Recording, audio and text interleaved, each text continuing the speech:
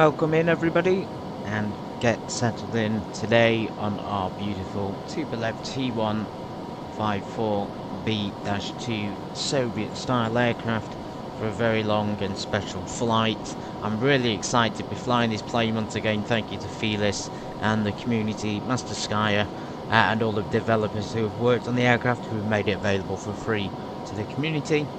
Today it's now available on X-Plane 12. I was fortunate enough to get a working file, and I've downloaded it, installed it, and I've spent the last week trying to learn it, because this is a complicated aircraft, guys. I think this may be the most complicated plane I've ever flown. Certainly the most complicated plane to start up I've ever been in. So we're gonna hop in today. I've already got some stuff outside. We've got the GPU and the fuel truck on standby. We've got the stairs connected. And I have my own personalised checklist here, so I've got about 5 pages of my own checklist based on purely observation and watching other people do this, and also reading a little about the systems. Anyway, let's go and look in the plane and have a look at the graphical textures first, and then we'll get on with the checklist. This is going to be a very, very long flight, guys, so this might take... The actual flight time itself is about 3 hours, so with the start-ups and everything, it's probably going to be, you know, we're looking at a long day here in the aircraft. Anyway, so we're going to go ahead and we're going to hop into the plane. I want to look around the outside first. We might as well take our time. I had a lovely little practice flight the other day.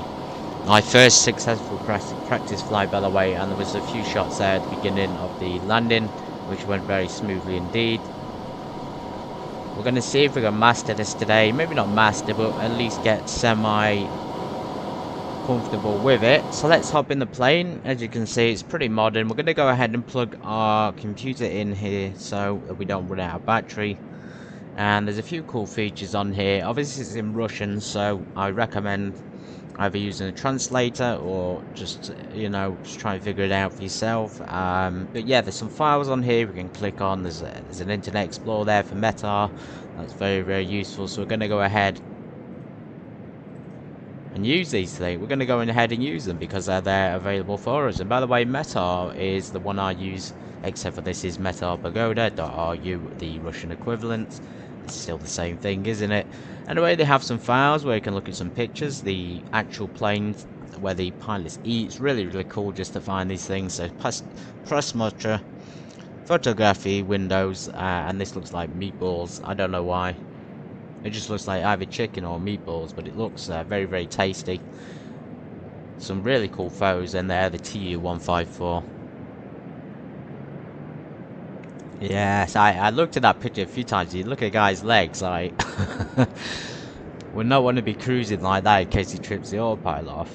But yeah, I think there's a crash. Yeah, there's a few crash photos here, which is cool. There's a bit of an escort one there. And the military, I think... The Russian military is the only one to continue using a Tu-154B. The aircraft was produced, manufactured in the 60s, and then entered into the line, entered flight mode in the 70s, and then from there it's pretty much history. The last flight was around 2010, but as I said, there's still one flying with the military in Russia, so there's still one or two going. Not much though, pretty much none at all. They've all been decommissioned. They're very, very loud. So as you can see, there's some information there. Anyway, let's get looking around. I'm pretty impressed with the cockpit. It is a little bit rainy and dark today, and I suspect it might even snow again. My test sector had a lot of snow in it. It was very, very icy. So we're going to go ahead and hop out the pilot seats and just appreciate just how detailed this free aircraft is, because it beats... I actually think this beats a lot of the payware on the X-Plane store. I mean, the interactivity with... Look at that, like the interactivity with things is incredible. You just don't get this with paid aircraft from the store, and this is free. So anyway, Felis did do one on the store called the T154M. This is the B2 version, so please don't mix them up, they're completely separate models. This is the free one available. And of course we have a few things in Russian, but we also have them in English as well. Look at this, guys. Look at how impressive this cabin looks. They've even got pictures on the side. It looks like marble. It's just beautiful.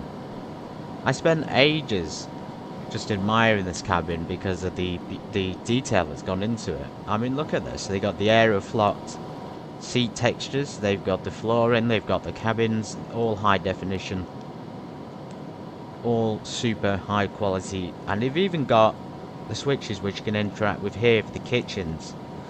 So when people want to have their lunch, this is just so cool. I mean, from my own personal point of view, from the last few weeks, the last week or two, just practicing and getting to grips with the systems, I honestly think this is the sort of plane that if it was on the store, it would probably sell very well.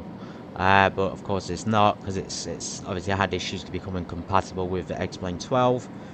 The toilets are interactable at the back, but yeah, very nice. And we're going to have a look out the window and just show you how brilliant it looks. If you can get a working copy, guys, for X-Plane 12, take your time and learn it, because it's definitely worth the effort. Now, when I was using it the other week, it was activating a walk mode so you could hear the footsteps. However, today there's no footsteps or walk mode, so I'm not sure how I triggered it the first time, but there's definitely one built in with it. Anyway, let's hop into the cockpit. We're going to do the chat list now. We might as well get on with it a little bit. We're going to get the stuff open here first. We're going to make sure everything's open, so the flight plan is there. I'll talk you through some of this a bit later on.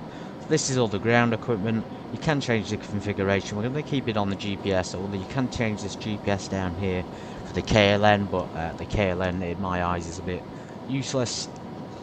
So finally, let's go back to the engineer's seat, and we're going to be jumping back and forth between the co-pilot, pilot and the engineer today. There's a 3-man crew. Excuse me, a 4-man crew as expected. Right, Nashnyov, we begin. Let's start again, a landing light on. We're going to go start by testing the phases of the batteries. One battery at a time.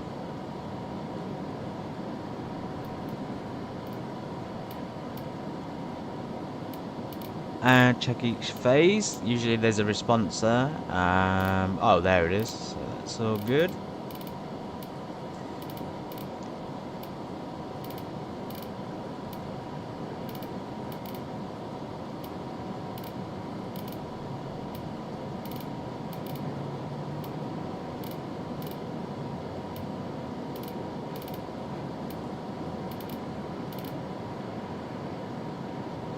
Let's shift to the ground power. Landing lights off.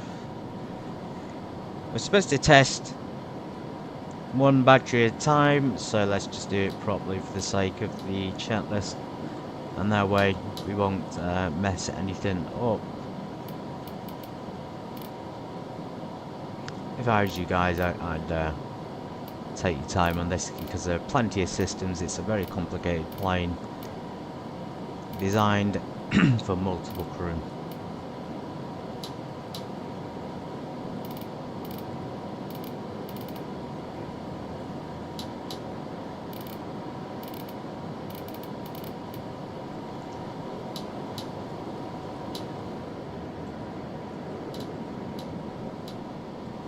With some steps here I don't do properly as well, which is, you know, not the end of the world. Anyway, we're going to leave the batteries on now, and we're going to stick these little things here on. I believe they're called the rectifiers. You can also stick it to the bottom bit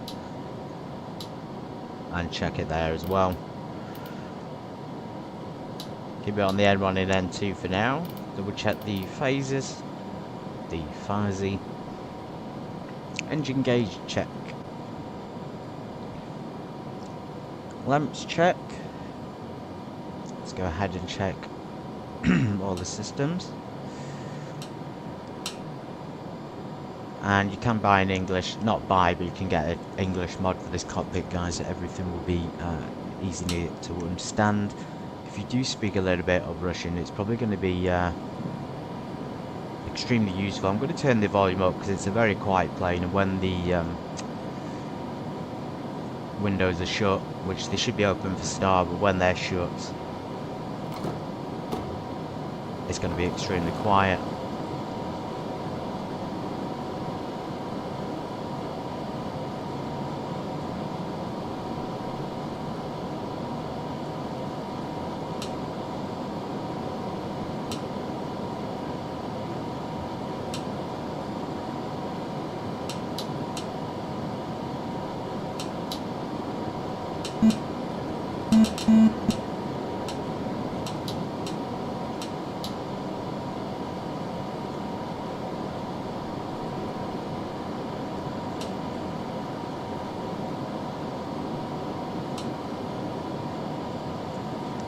I don't really know where all the tests are for the lights. I'm not going to deny that. I'm not too sure where they all are, but we can do the ones we do know about, I guess. Anyway, let's enter the date and time up here on the upper right. So it's currently 3 hours ahead of UK time, so it would be approximately 5 PM or 4.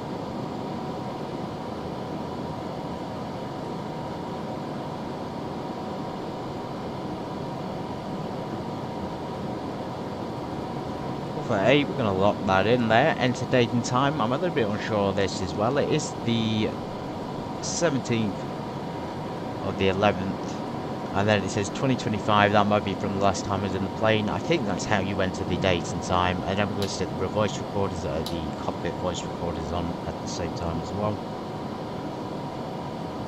Activate the voice recorder. We should really do the control lamp, but just make sure they're working first. Set pressure to 650 down here. I'm not too sure about this section, so I watched a few people who said set it to 650, but in different airports it'd be different. And also I don't really know how to I don't know about this section. Let's just say I have left it as the like default where it is, and there's been absolutely no issues whatsoever. We'll leave it open just in case. Turn on the ART switch, so that's down here.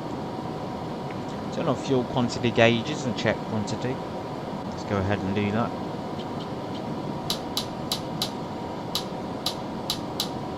We've even got some in the number 4 as well. Let's just check those. All green lights. Check the quantity. A little bit low, but we're going to be refueling and we're going to get the flight plan things.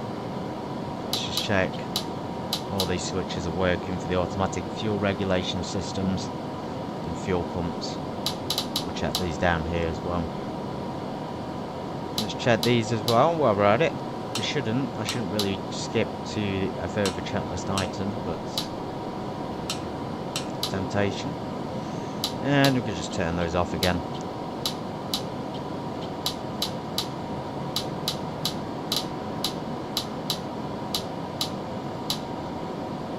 Great. Okay, back to the cockpit. So we're going to go over here. We're going to do navigation lights. So the light section of the aircraft, guys, is down here. This is navs. We've got the beacon. Some exterior lights, including wing lights. I think they're both wing lights. Then you've got your tail light and then tableau notch for day or night. We'll have to switch it over at some point. Okay, back to engineer. We're going to go for the engineer's cooling system. So the APU bleed, no APU bleed or anything like that is needed at the moment. We're on the ground power, and you can in fact check each phase for the ground power as well to make sure that it's coming through the systems. So we're going to cool down the systems. It's already pretty cold inside. I think you can probably skip this step and you'll be alright. But you want to, you want to turn each phase down to the coldest temperature. So hold the switch for about 45 to 50 seconds on each.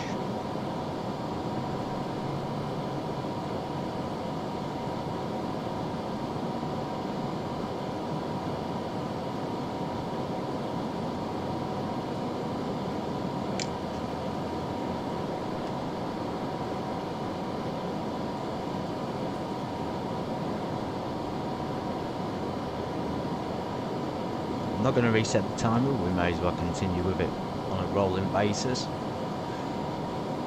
45 to 50 seconds each is more than enough, and that should empty it. As I say, it's pretty cold, so I think you can probably skip this step and just do it later on, or I think this will just open up those valves to allow cooling when the time comes.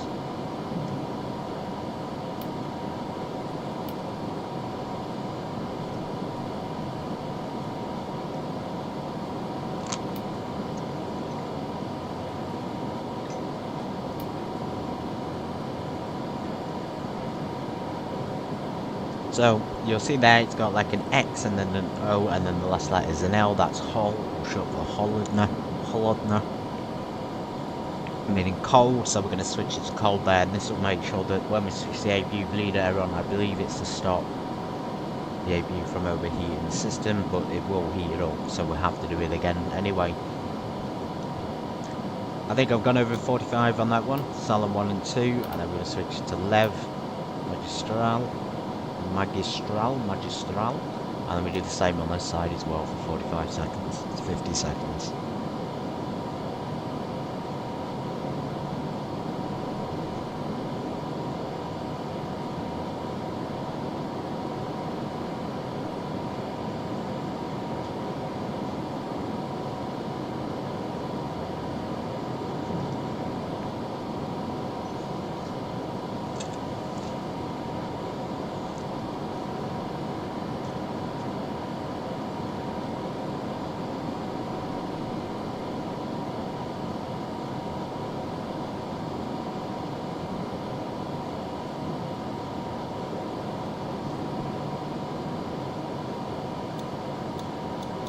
Same on this one.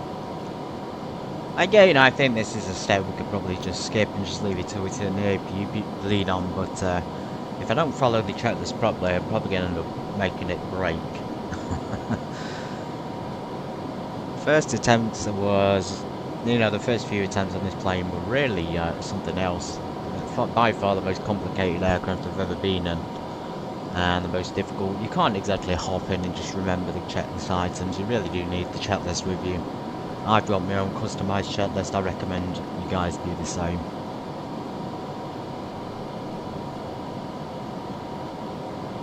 Just pushing 2 switches at a time there. That's handy. I can't even remember when my time started, so let's just move on to the second one. It was doing that other one anyway, so yeah, let's start from that one first. It was doing all of them then, so that might be a good thing. If you guys have been enjoying the streams and you're enjoying the aircraft and you want to see the Tu-154B-2 more, and there will be one more flight or 2 more flights this week on this aircraft, then let me know.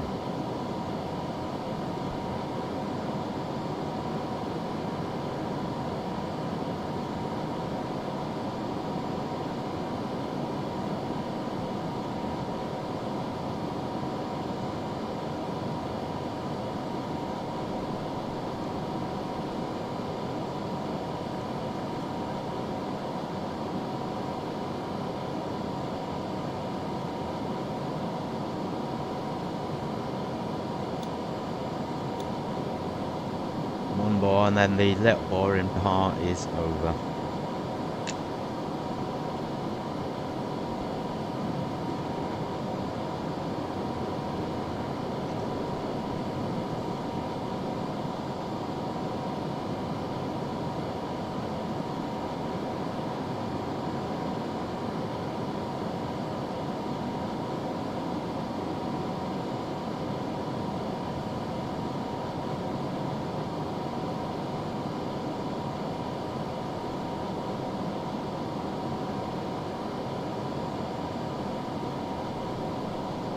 We will have to do this again, but it'll be much quicker than this. Let's go reset that, and let's just hop to our overhead panel. I've already got a pre-assigned view, but I'll do it manually.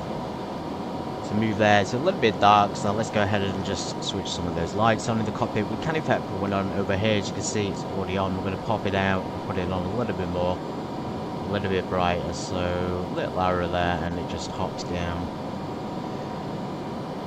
There's a little arrow gun, there it is, and that will push it down a little bit more. Or we can do it up. If we do it up, obviously it's going to put the light away from you, but that's not the end of the world, is it? And then down here we have the lights, which we're going to turn to maximum brightness.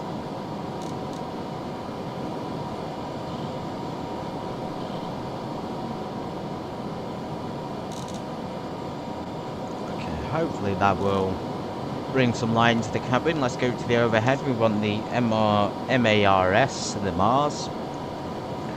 Forgive me if I'm going to take a while. I've already found it, but forgive me if I do take a while finding some of the things. So the SBU, SGS, VHF1. I think that's it, or maybe that's it there. Check COM1, so 122.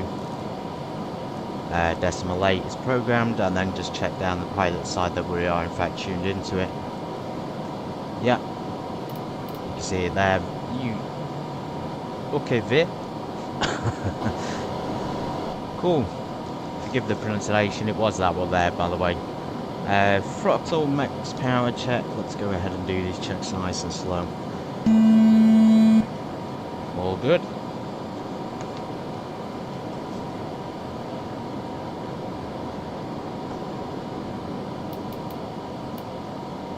Salons are good. Salon is the cabin. The exterior checklist is not actually required, but we're going to go outside anyway.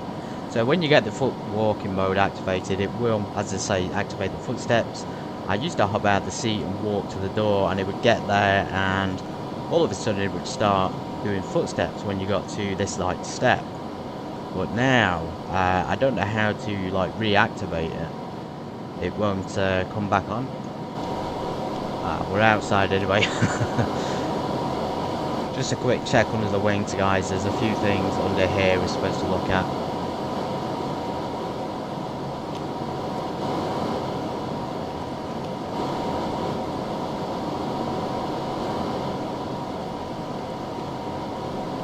We check the connection to fuel.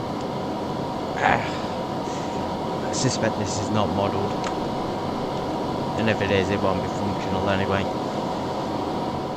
So there's the fuel connection. We don't need to bother with that. We need to go over here. We need to find some connections here. You can in fact open these, this one, but oh, you can change them. So back for is we can change those.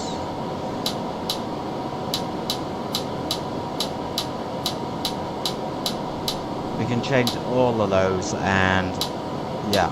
I'm assuming that's with fuel flow, but I don't think we have to change anything at all there. I think that's all automatic. I flew without changing anything there the other day, and it was absolutely fine. So I think we should be fine today.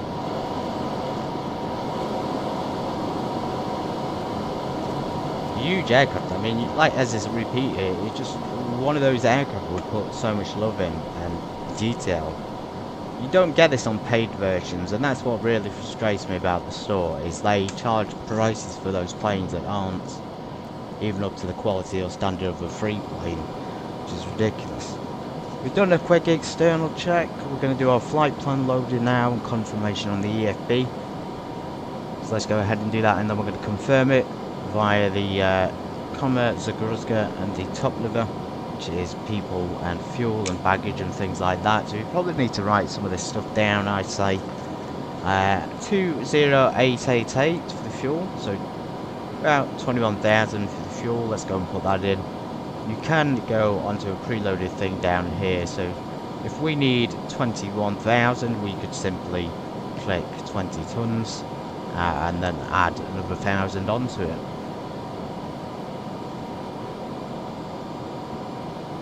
There, so down there, and that will give us the 21,844,840. A little bit more than we need, but that's fine. That's absolutely fine. That's sorted. We want the weight and balance of the packs. So packs 150, quite a lot on today's flight. Let's do 75%, 100% full, 150 people. So what I'm going to do is just going to remove some people.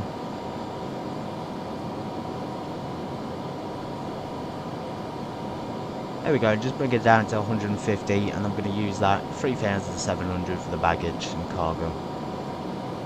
Whoa, 5,000 in the back? I don't think so.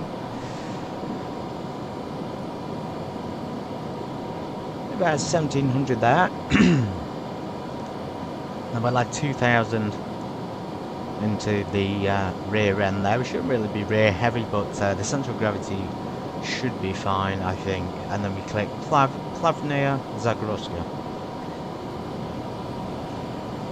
There we go, so we've got 10 minutes to load for the fuel, the top of the baggage. The baggage is 3.8 minutes and 150 packs as well. That's now going to load, and that's ideal, that's what we want. Brilliant. Let's go back to the APU unit. This is where we're going to be loading the APU. We're going to leave the Zagrozhka page on the order page for our starting page for our aircraft, and we're going to get the APU started. Master switch. Fire protection. Земля, запуск ВСУ. Створки открыты. Зона запуска свободна. Start pump open and closed. Yeah, that's on. So start the VSU. Zapusk.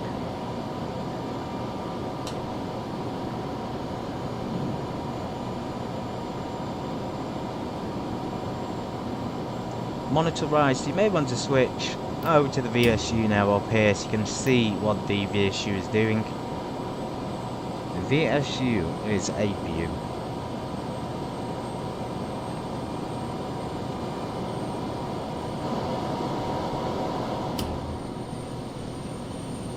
There's no doubt this thing's coming alive. It's really, really loud. I think it may be starting to snow as well. Thank goodness.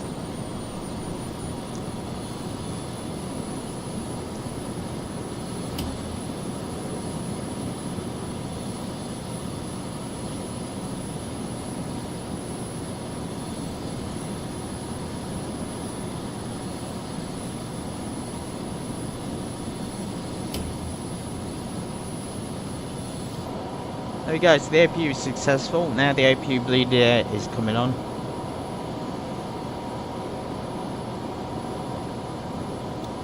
So you look down here, Zakrit is closed, and then Aéroport Vozduka is open, the bleed air.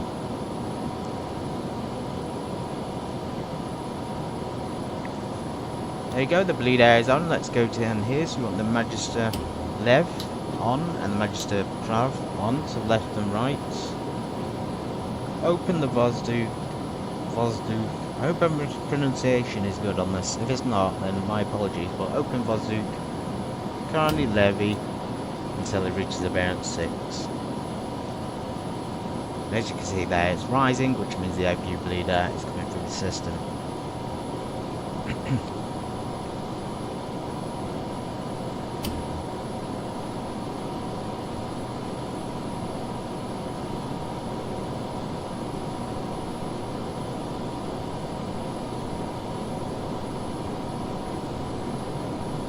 And it's actually going to go a little bit past 6, but we can let go at 6. So we're going to do the Brava.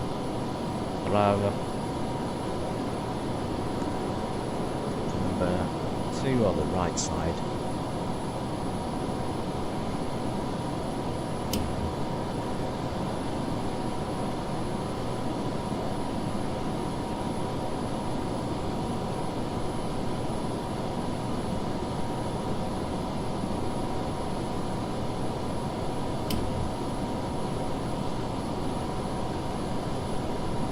There you go, just over 6. Excuse me, on each. Now we're going to turn the APU power off. So go up here, turn it from the RAP to the VSU. There we go, then you want to check all the phases, just to make sure that they are in fact getting power to them.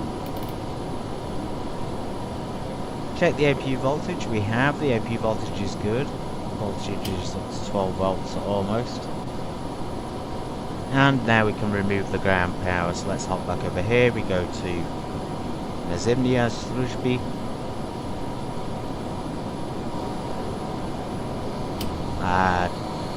Disconnect, I believe, is that, and then that one. There we go, everything else is open for the ground power and all the baggage compartments. Although I've noticed on this, the baggage doesn't actually get brought, or maybe I've missed it. Anyway, that's disconnected, so we're going to leave it as it is. Let's go back to Zagruska, just monitor our loading times. Cool.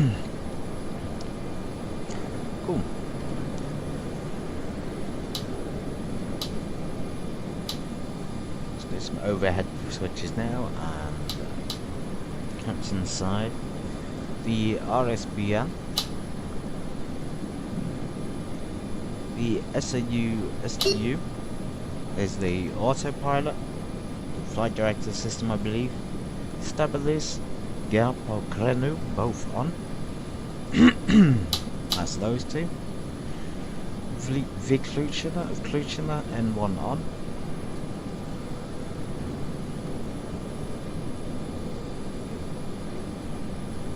I think that's that side, but Vikluchina is N1 is already on.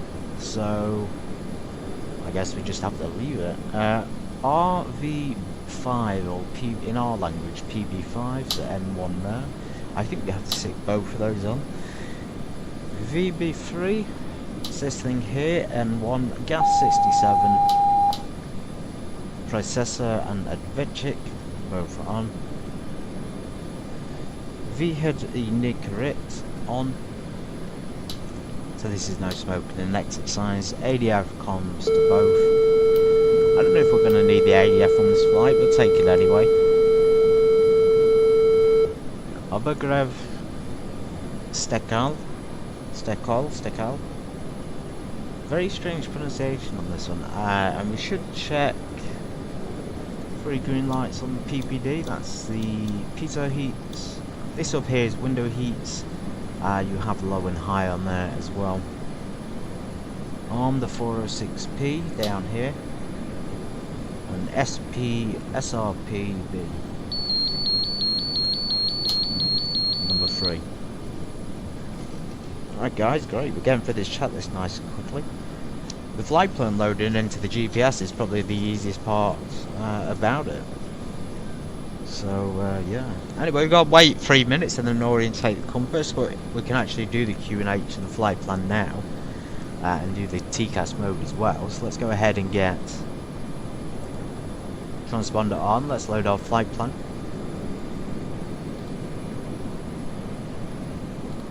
I wonder how we can call this up. I don't know if there's a way to like preload it on this or not.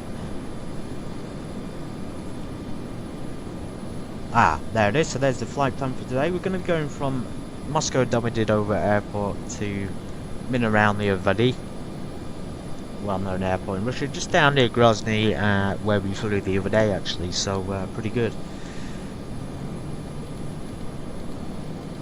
There's a departure. It won't actually line up perfectly, I've noticed, but it usually is the right one. And we're going to check the departure on the chart as well. So let's go over here. Avitab, and let's just check our flight plan corresponds with the GPS. So we want the Tugmo for Mike departure. That's in there from runway 14 left. And it's also programmed in the runway. Go back to procedures, select the arrival. And we will look at the charts for these and program and check those. So we want the Okaru 5 Echo arrival to runway 11. Okura 5 Echo, and the runway is not selected, so we may be able to select it when we're closer. When we select procedures and then approach. VDM 11 is actually already on there. We can just wait till we're a bit closer, I think. Let's just do that. Anyway, program that in the nice well. The QNH now, so let's go ahead and get that. Our flight plan departure page.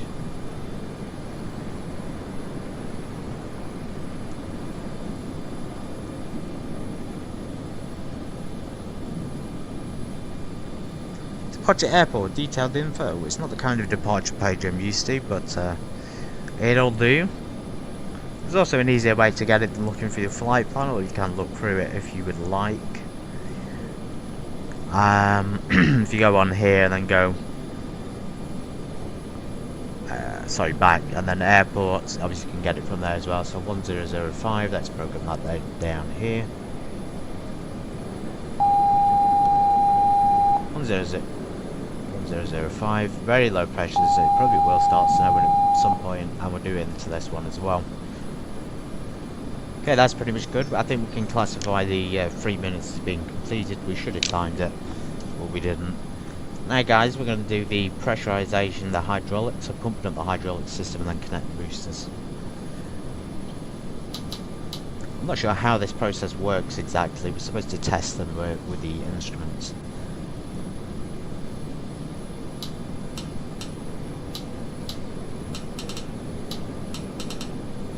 Let's just do this and let's see what happens. On those flight controls down there, so you'll notice the captain has the hydraulics right down there. Let's turn those on. So they're charged up. I think when we move one at a time, when each booster is on, They will show a drop or not show a drop depending on what the system's doing, so let's try that one. As you can see, there's a small drop there on the first gauge, and that's not too bad. It's coping with the pressure, let's say. We go for the second one. I think this is how you do it anyway, and check the drop and the difference. There's not much difference at the moment. And on the third one, so same thing there, pretty stable. We'd be concerned if it dropped down to 12, definitely. Let's leave them all on anyway for the hydraulic boosters.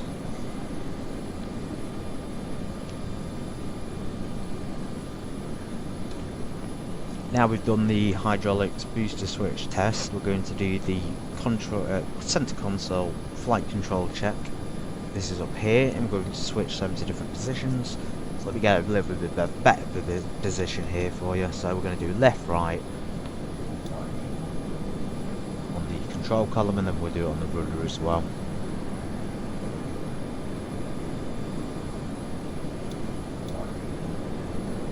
And I finally, guys, got my actual trim wheel to work from with the honeycomb. So it's you do have to select a different trim option to get the trim to work from the honeycomb. But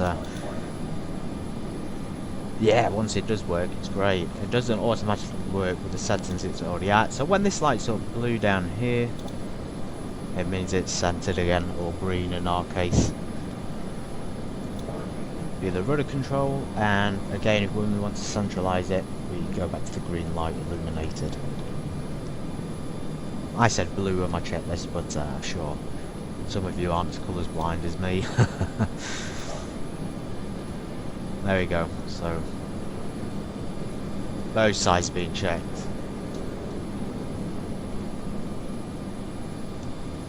And of course we're going to neutralise it. There's only a very specific window of narrow window to actually center the systems.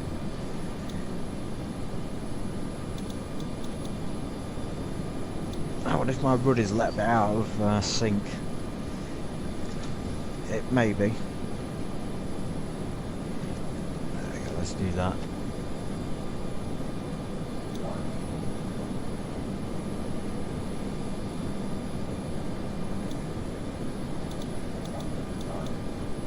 So according to the settings, that's centralised. It doesn't quite look it.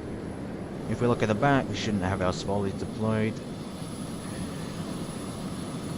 It is slightly off, but I think that's my own rudder that's doing it.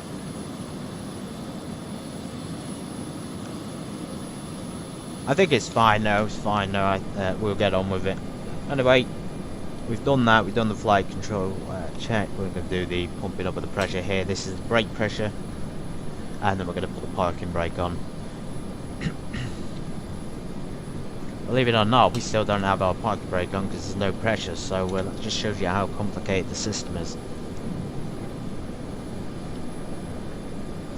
Ooh, we're getting through it. We are getting through it. Course MP is coming to both on.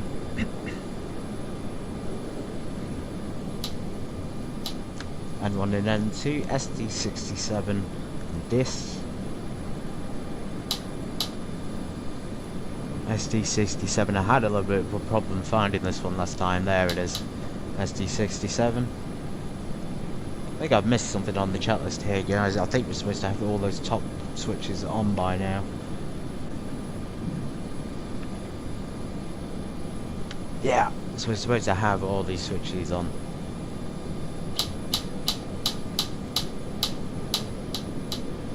My mistake, I'm sure it won't be the end of the world. We got it in a little bit of a wrong order. TK test, up and down, confirm green lights. Angle of attack change there. This thing here, it just made the alarm, that's brilliant. We can also check control on there for the lights. Okay, back to the engineer panel. A familiar friend. Let's go ahead and get the cop. No, let's leave it open. We're those kind of pilots today, aren't we? So, an engineer, Pitania 1, 2 and 3. I think this is engine vibration monitoring. And test all 3 as well.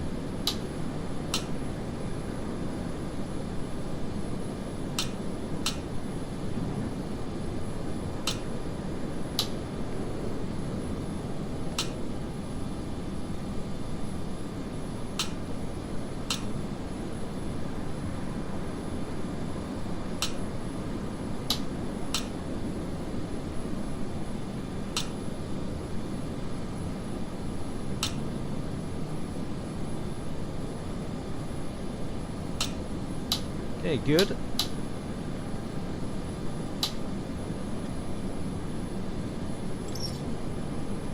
Again, this is, I'm a bit unsure about this one. I'm not sure if we're supposed to turn something else on, but when I test this, nothing happens, or when I press them, nothing happens, or maybe it does.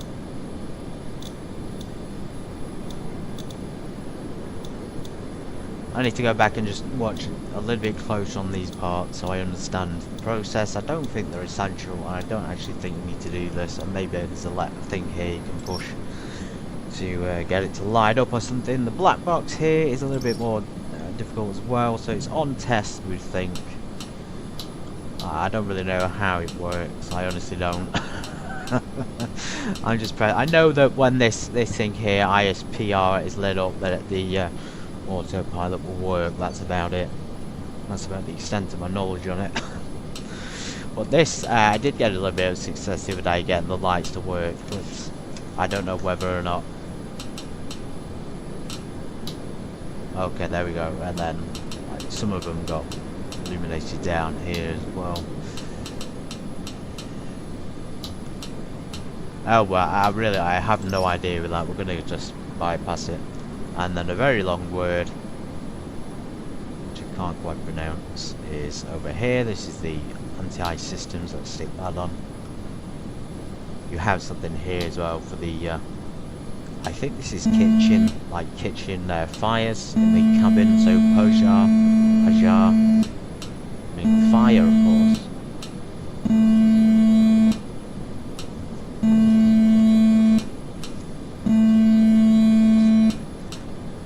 That's for each section of the aircraft. We're going to test all of them. We're going to test all of these as well. Let's leave that switched on. You can, of course, check these as well. And I think in the flight you can manually turn these on. So we almost have it passed. We have one of them switched off.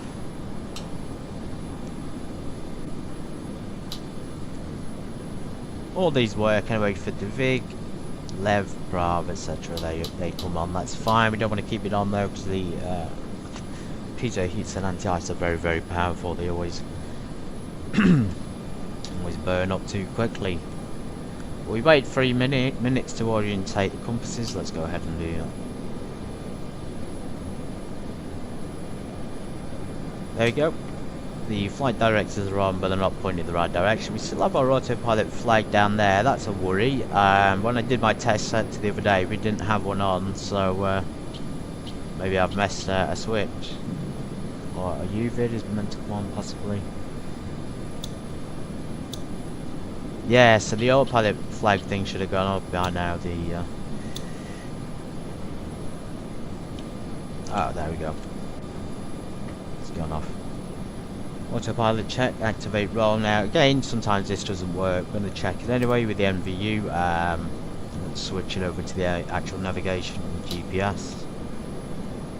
We're going to have to set our course and things for departure when we go and get things lined. I mean, there's more fun in this plane. You have to actually manually align these things as well, which so it's not a 10-minute job like in the Boeing where you've got the IRS alignment systems. It's much more in depth. So NVU selected. Let's clear and reactivate. I'm going to check. So autopilot's just not engaging at all, which means something is obviously going wrong in it because we haven't activated the pitch and roll. That's why. Let's go ahead and do that.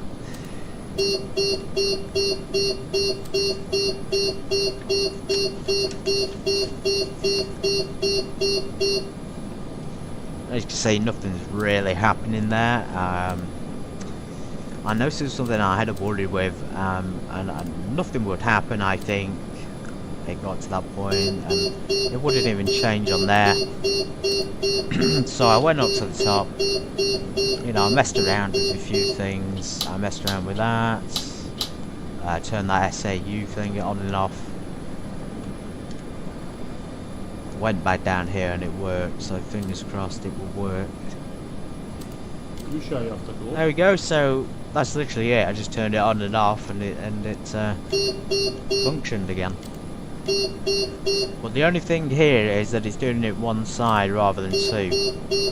That's also a little bit of a worry as well. It was synchronized on both the other day on both flights. Maybe we have to synchronize the compasses first, but yeah, just make sure you check each one, guys. And clear it, of course. Not sure how to get rid of that. Memo. Okay, fingers crossed that's going to work for our flight when we get in the air. Prepare flight planning in the GPS. We have in fact done that. The AUSP with a P again, the angle of attack.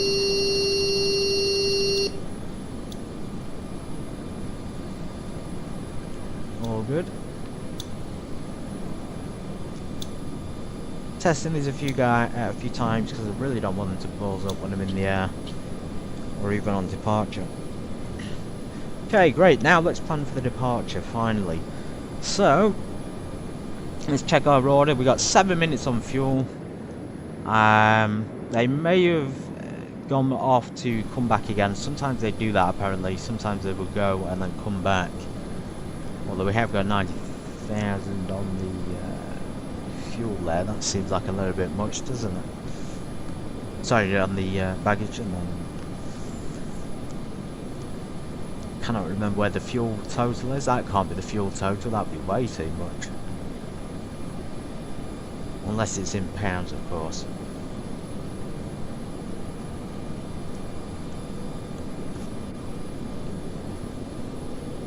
Right, let's check our actual departure.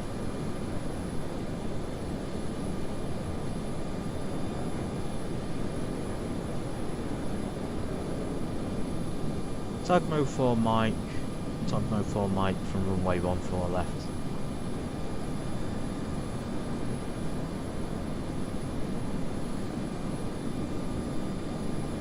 There it is, Tugmo 4 Mike, runway 14 left.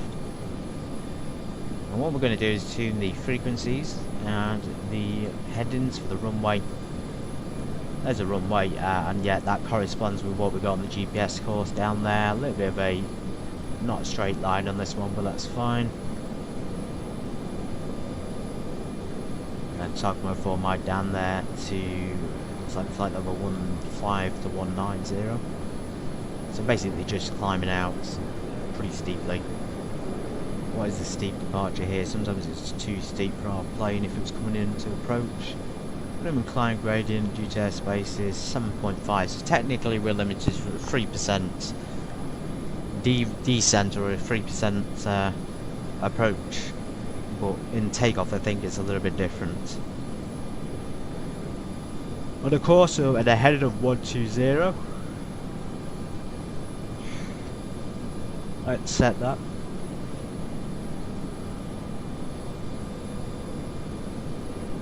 That's really, really strange. Okay, 135 is the runway and then 12. Let's just put 120 in.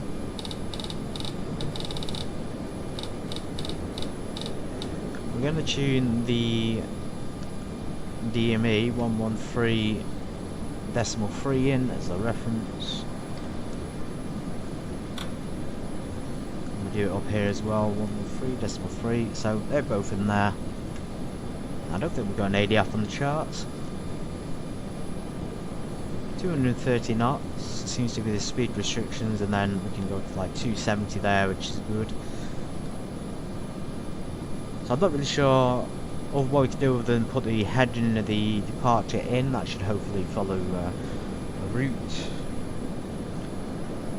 So it does say set runway heading on my checklist, which is 135, but our course is a little bit off if you check the GPS as well.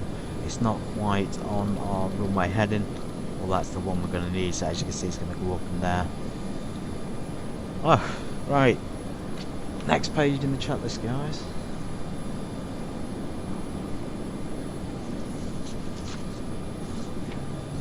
I'm going to do the compass alignment. What I'm going to do is have a little bit of a break. So nip to the toilet and let our Zagrutka. 7 minutes on the fuel, continue. I think, I don't know, maybe they will come back, maybe they won't. So on the departure we're going to do 15 degrees of flaps. We've only got 265 to takeoff speed, which is strain is 23.1 on the centre of gravity. So we'll actually do the centre of gravity now. So 23, so you look up here, is quite low, actually, 23. In the green, so we stick this to the green mode. And we should neutralise that. It's already at 0, so we'll just leave it in the green position. Which is good. Yeah, as I say about, and then landing speeds are there as well. The takeoff speed doesn't seem too much. I thought it would have been a lot more than that. It's usually higher than that. I'm a bit unsure about the minutes. So the fuel, we should be loading up fuel still, I believe. 7 minutes. 5 people left to get on board. So yeah, I'll be back in a minute.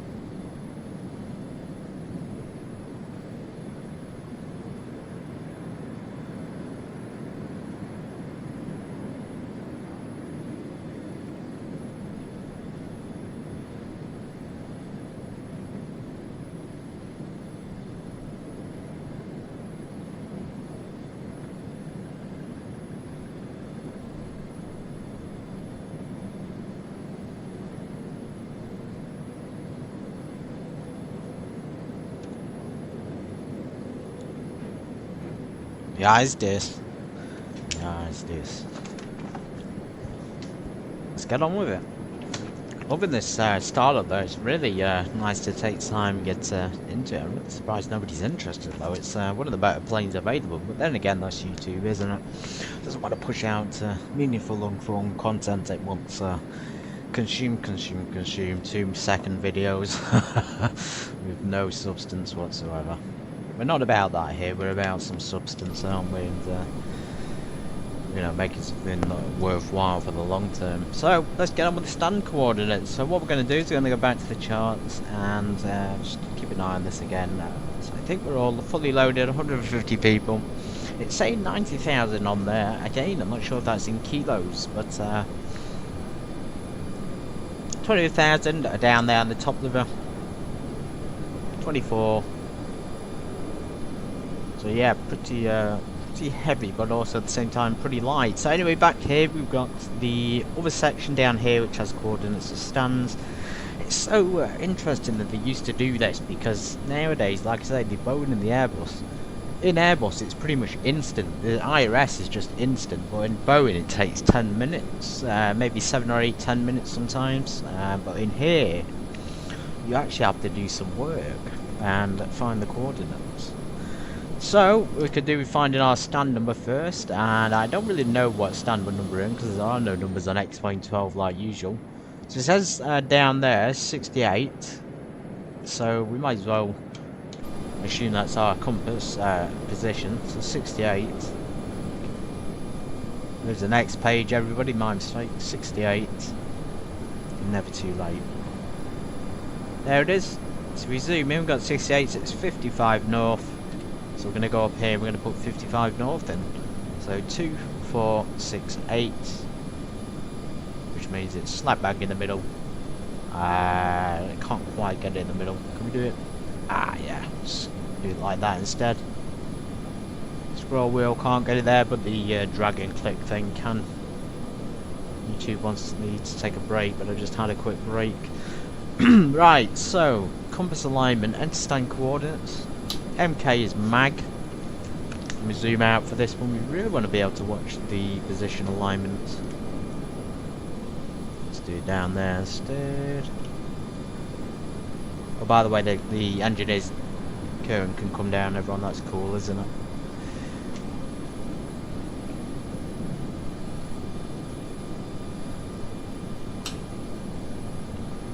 And as you can see there, let me turn the yoke off.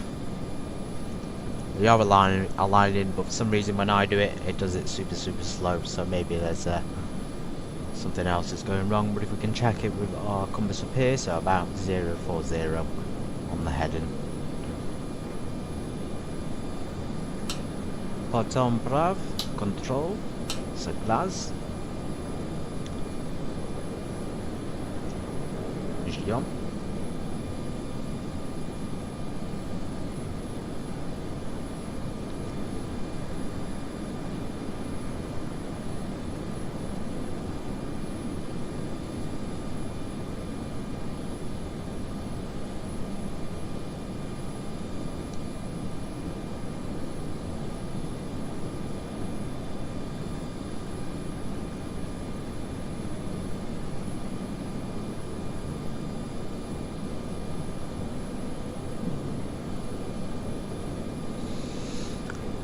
I think that may be done.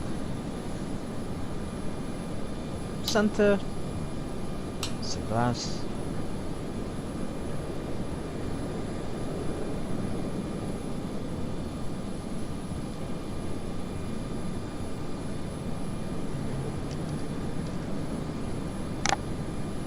I think they're all aligned anyway.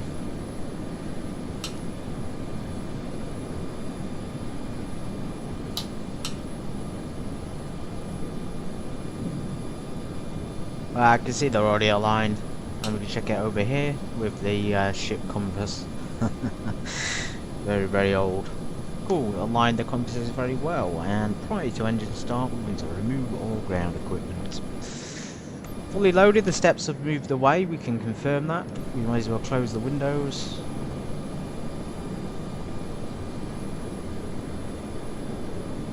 We'll do it on here because it won't do it there. Chassis, so I had some issues with the brakes, even though we pressurised and set them. When I set them the other day, for some reason they magically came off, so we're going to remove them and just keep a close eye on our aircraft position, make sure we don't roll away.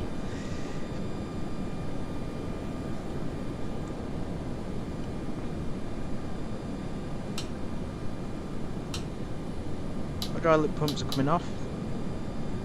Engine monitors and engine vibration switches.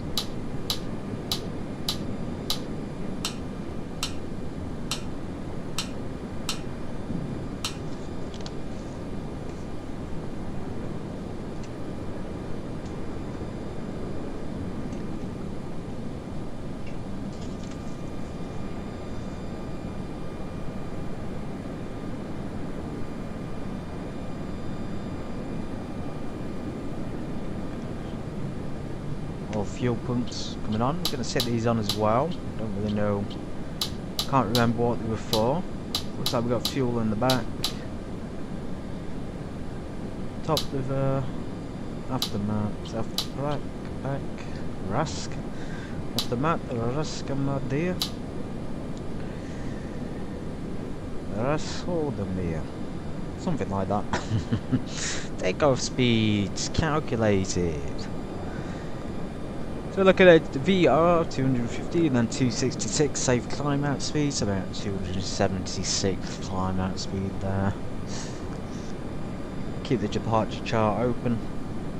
Our plane isn't actually on there, I thought it would appear. Maybe we have to turn the transponder on for it to appear on it. And the beacon light. We are finally ready to push. I think we can just do a straight out taxi though, to be fair. And we're going to runway 14 left. I'm going to use this one. We've got birds in the vicinity, so 14 left is right over there, so we don't have to push back. We just go straight ahead, take Hotel 1, Hotel 2, and then Tango 2. Thankfully it's not going to be rainy and not icy, but my taxiing in this plane is a little bit off because it's so difficult. Actually, there's runway 14 left. What am I on about? That's 14 right at the end. Although that one at the end is 14 left, so why is that labelled 14 left there? Bizarre. Anyway, we got looks like the smaller one. We may as well go from 14 at the end there where it's bigger. I think there may be a mislabeling issue because we're not going to get off that other one, are we? No chance. Cool. Engine starters coming on the Zapus. Земля, контроль перед запуском.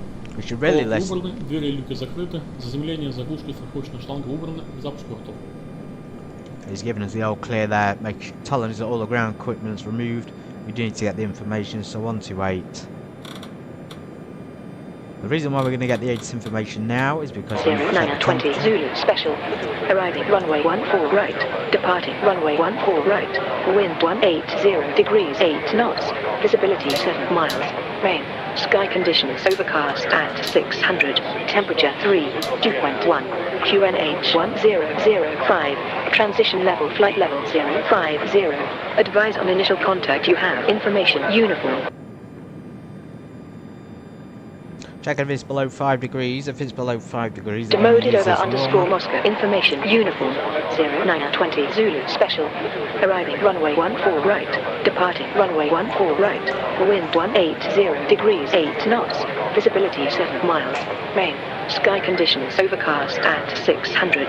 Temperature 3.1.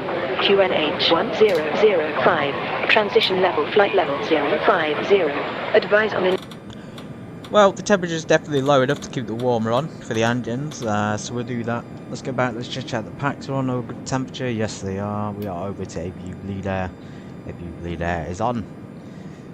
Запуск. Engine number 1. От двигателей. Запуск первого. Запуск. Понял, запуск первого.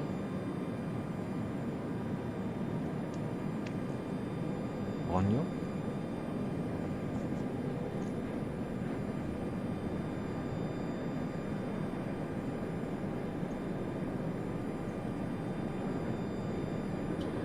Introduce fuel. So as you can see, it's gone super quiet in the plane.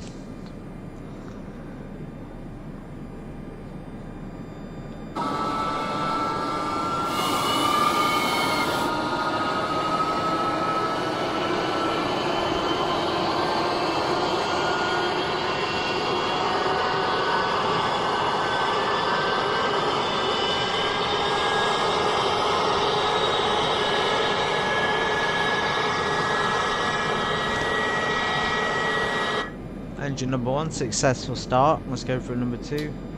Запуск второго. Понял, запуск второго. Понял, запуск второго. Второго.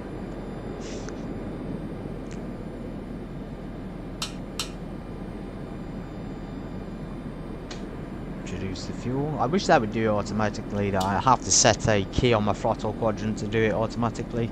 Do make sure you've got your throttles in the ready position, guys. We'll wait for the light to extinguish. I've never used the automatic start, but Zapusk Vozduki, I think that's automatic start. We'll go for number 3. Запуск третьего. Запуск третьего. Понял, запуск третьего. Понял, запуск третьего. Something like that. Starting engine number 3. Keep an eye that the aircraft isn't moving. That took a while to start up though, number 3, didn't it?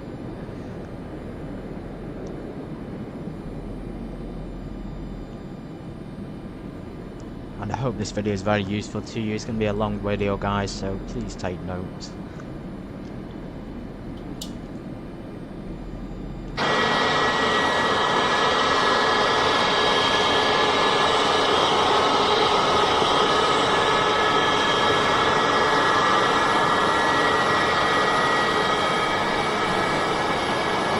We're not going to be able to taxi straight out. There's a giant pole on our left, so we're going to might as well plan for pushback. Ground to compete. Tower is driving up. Let's get the switches off. Generator test.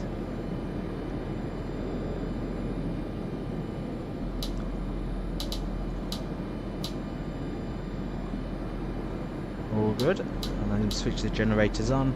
Okay, all doors and cars are closed. Ready to connect. Включи потребители. Земля, кабина. Двигатели запущены, управление проверено. Переходите на визуальный контроль, конец связи. Отключаюсь, счастливого полета. Check the phases as well. Make sure they've all got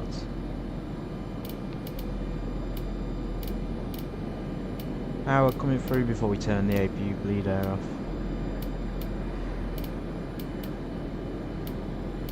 I think generator 2 is having a little bit of issues, but that may be just because the engine doesn't naturally produce as much energy as the others. Ground to compete. Please show me where you want to go. 100% looks like it's snowing at the moment. Tower connected and bypass pin inserted. Ready, parking brake. Not just yet, and this one here has not come on now. I had an issue with that the other day as well. Let's just check that. The altitude indicator is working.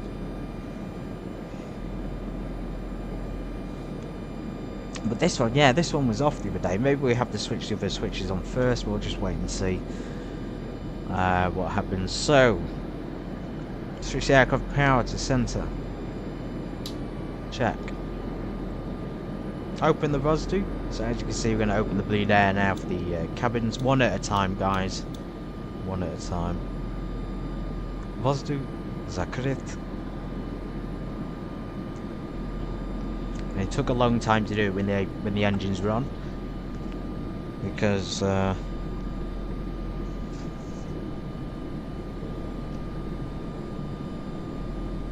okay, so we've done this a little bit wrong. Let's just open our bleed out on our engines. Turn the APU bleed air off. For some reason that's now, yeah, now gone back up to 100, and we can continue open this.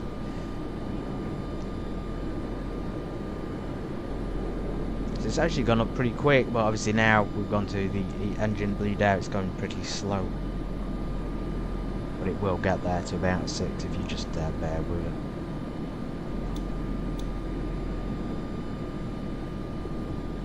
Unless it's because we did it with the bleed air on and now it's messed the whole thing up.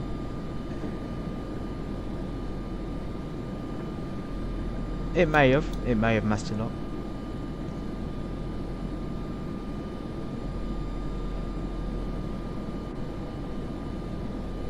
Разворот 63 включен. Starting pushback. Свободно, к крыльям готов. Yeah, and push back now. Слева спереди свободно. Внимание в руле. Bleed air's Проверяем coming. тормоза. Тормоза проверены, исправны.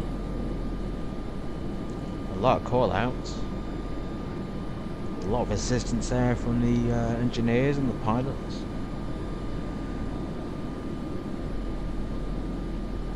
So I suspect we can't get up to 6, but that's fine.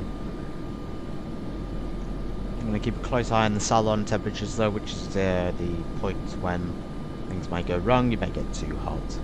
And if it does, we can cool it down as we did before with the Holodner salon. Better to be 10 or 20 degrees than 50 degrees, let's put it that way. Temperatures are already rising though in the salons. I mean, I don't know if you can see it, but they're going up very, very slightly. This thing's still rising. Well, I don't know how long it's going to take. So, When we select to Salon Automatic, let's just leave it there for now. It should go to the pre-selected temperatures. I'm going to do that on all of them. You will see the systems. Temperature should increase, which it is doing. And we don't have to worry too much. Obviously the temperature's got to warm up, but the overheat light didn't come on, so that's a bonus. Cool. APU's coming off.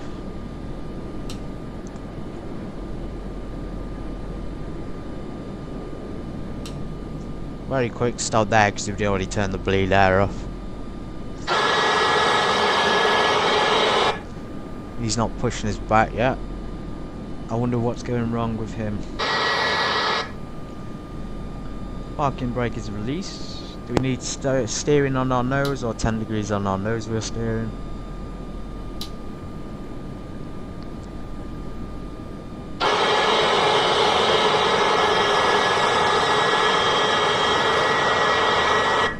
I have to update the pushback, but it happened last time as well. I had some issues with the pushback not working for some reason. So yeah, no idea why. Could be it needs the update.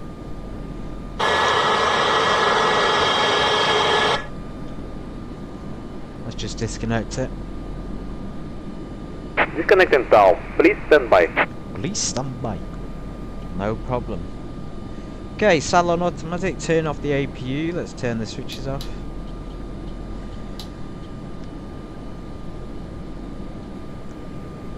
Back up to the overhead panel. We're almost done, I think, on the startup chat list. Some of the lights are finally coming online, it seems.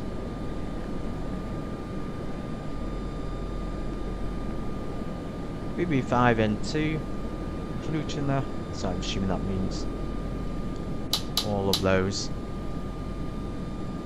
UVID, I think those two as well.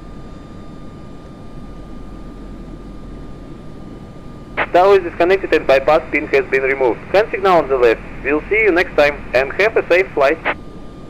Well, he didn't really push us back. He did fail to do it, but KV2, I don't know where that is. I don't know where I found that switch. If at all, because I haven't found it since I wrote it down. If anybody knows where the KV2 might be, I mean, maybe I'm just missing it. We're going to shut the cockpit door now. Actually, before we do, we're going to stick the fasten seatbelt signs on. We can't quite see them, but they're in there somewhere. So the KV2 I think we skipped because there's not one available as far as I can see. We're just about ready to taxi. Again, Grozy Visure I put, so meaning all of the switches on that, but again, don't really know where that is. I'm not even sure we need those two on because it's not on the list, but we're going to switch them on anyway.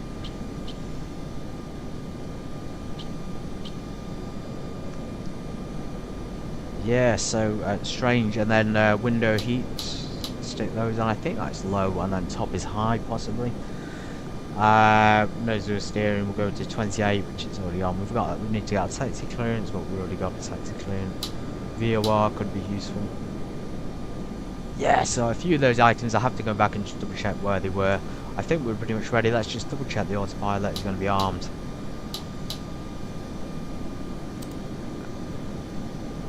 And of course we just set the course down here, so we pre-selected to 120.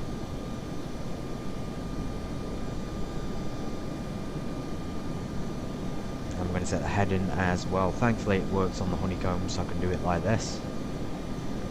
That's slightly off of runway heading because that's the course we've got pre-selected. And the altitude today I think is 33,000 feet.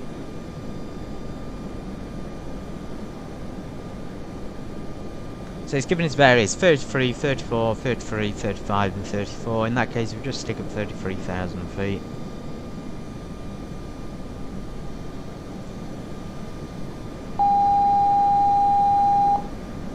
But 3,000 feet.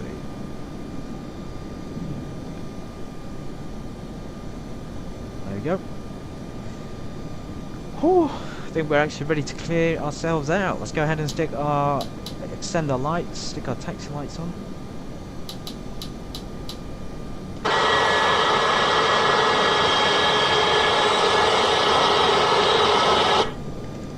Not bad at all for a 1 hour 20. I actually spent 1 hour 30 the other day doing it all, so hopefully I've got it right.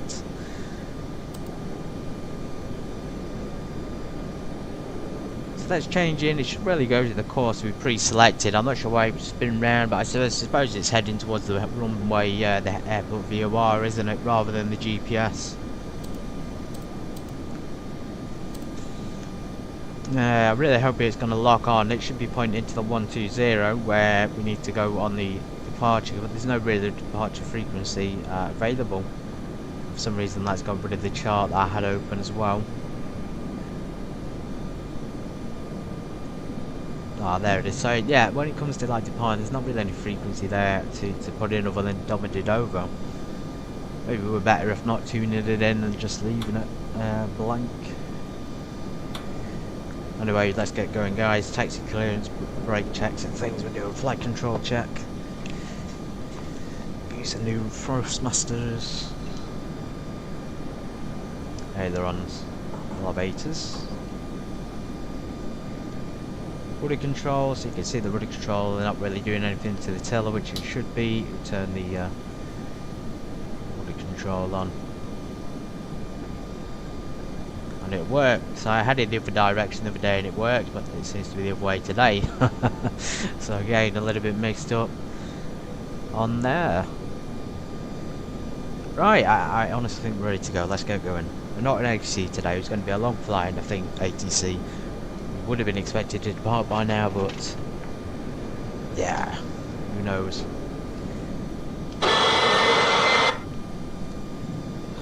Okay, brake released. Headed to runway 14 left.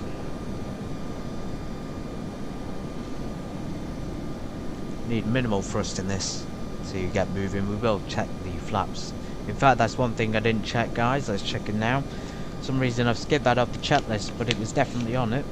So the flight control checks involve checking the flaps as well. Закрылки выпускаются синхронно. Стабилизатор перекладывается. Предкрылки выпускаются.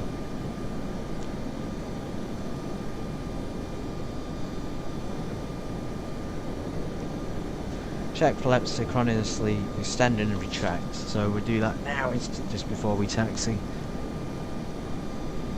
Stabilizer position there is kind of going quite far actually, so we probably need to adjust the trim. Закрылки 45. Предкрылки выпущены. Стабилизатор перекладывается. Стабилизатор минус 5,5. Закрылки убираются синхронно. Okay. Стабилизатор перекладывается. Закрылки. So flaps checked, let's get going. A bit late on the flaps check, so forgive me. Our rudder is going to be stabilized. Предкрылки убираются.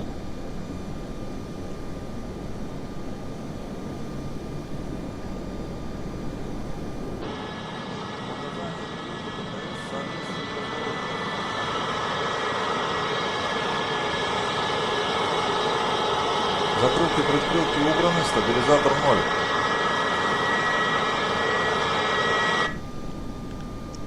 Nice friendly departure from Russian Moscow Domodedovo Airport. What a beautiful plane, what a beautiful start up from Monday morning. Monday afternoon, I hope you all have a fantastic time, and I hope, as I say that this proves useful to people, because there are very few English language tutorials or flights on this plane. It's mostly Russian speakers, so if you do get something out of this and you do get started with the plane because of this video, then let me know, and let me know how your flight goes.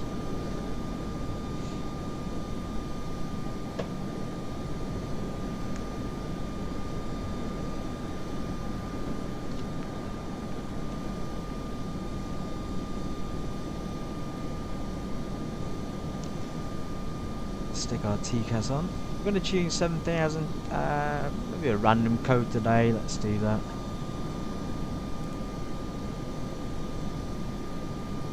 Maybe 5, and we'll put it on to You might as well just put it on TARA now. For some reason I can't press the thing when the plane's moving. There we go.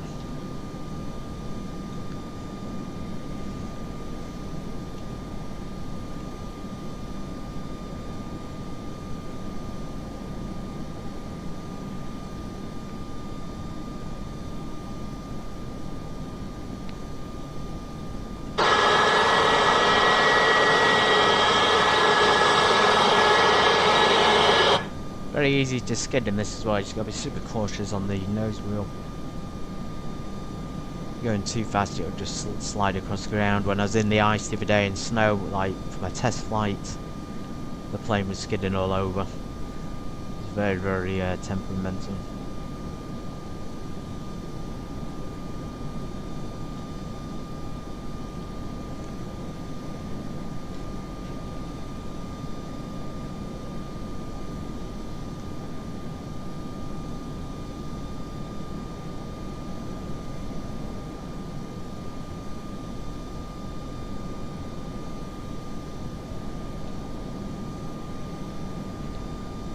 Can we get past there? We take a right and we'll go around that aircraft and then we'll be straight into runway 14.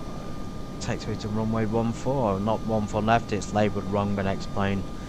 That's too short if we go on that one.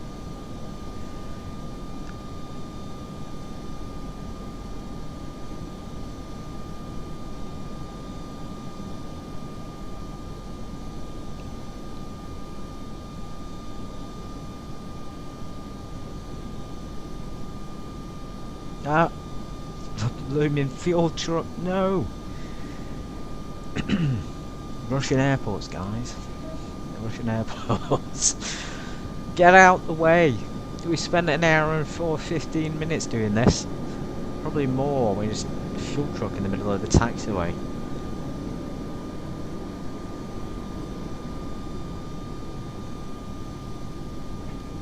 It's handling a lot better though, yeah. So on ice it's super hard to handle on ice, I found, but water's not too bad. Did check the speed brakes, didn't we? Let's just check those. They're fine.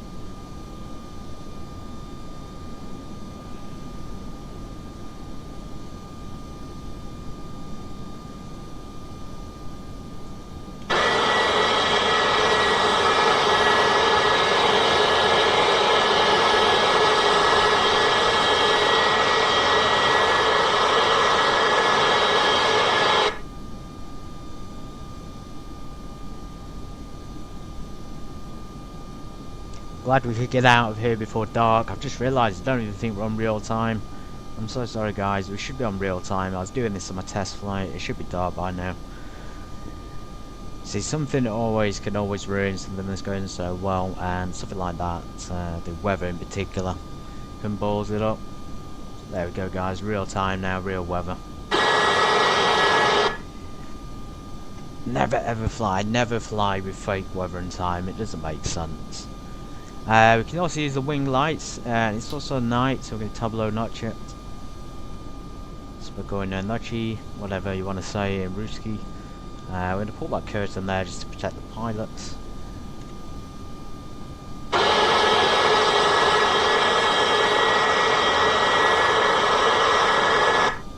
I have never landed at Mineralnye Vody either, so this is also a new destination. From what I've seen on the YouTube videos, it's a pretty long airport and runway. There shouldn't be any issues on it landing in terms of length. Cool, so we're going to runway 14, just passing the cargo zone here. I'm going to do it a pre-takeoff checklist. Altimeter and instruments are all looking good so far. Those of us is remaining on 28 till we get lined up. I'm probably going to need the anti-ice since it's so cold outside. I'm going to check the cabin temperatures as well. Just make sure nobody's overheating.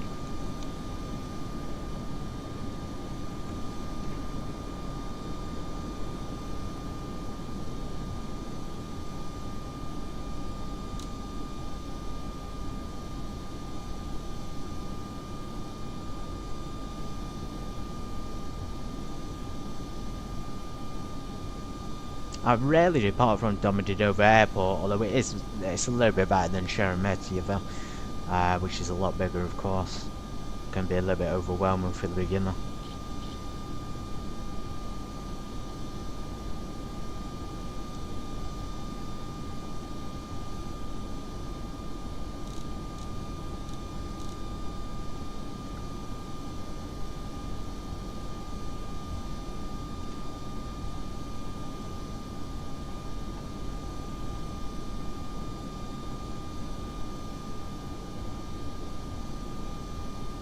Go ahead and hold short here. Locking brake on. Landing lights on now. I've noticed on the model the landing lights do and don't work sometimes. Sometimes they will, sometimes they won't. In our case they haven't. We may need to set flaps to landing, takeoff in order to do it. So let's set Закрылки выпускаются синхронно. 15 Предкрылки выпускаются. and flaps. Стабилизатор перекладывается. PPD heats on. We tested it earlier and Закрылки 15. I'm gonna sit Предкрылки выпущены. anti-ice on. Стабилизатор -3. Good, so -3 minus it's 3 is where it's supposed to be for takeoff. We got it into the right position on the Centrovka there for the stabilizer. I think we're ready to go. I wish I could turn the brightness up. I don't really know how to do it. There's no other option. Oh, there we go. That's why. I was gonna say there's no obvious option, but there is an option right there for us. So nice, very cool, very cool. I wonder why that's not didn't do it the first time I tried it. Anyway, transponders to TARA, we know that the nose wheel steering will be on to the other one soon, so landing lights, again, they don't work, but for some reason they do and they don't. Today we got unlucky, so it's not working. It is one of those mods that is hit or miss, so it's not even supposed to be working on this game, so we just leave the taxi lights on, I think, for departure. Let's get lined up. Although then again on my test sector I had to get lined up on the runway in order for the landing lights to come on, so maybe that's what we have to do.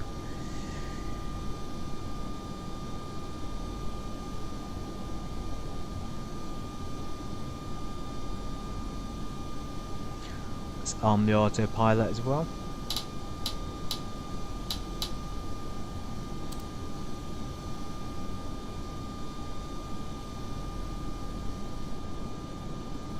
We're not moving. What is happening?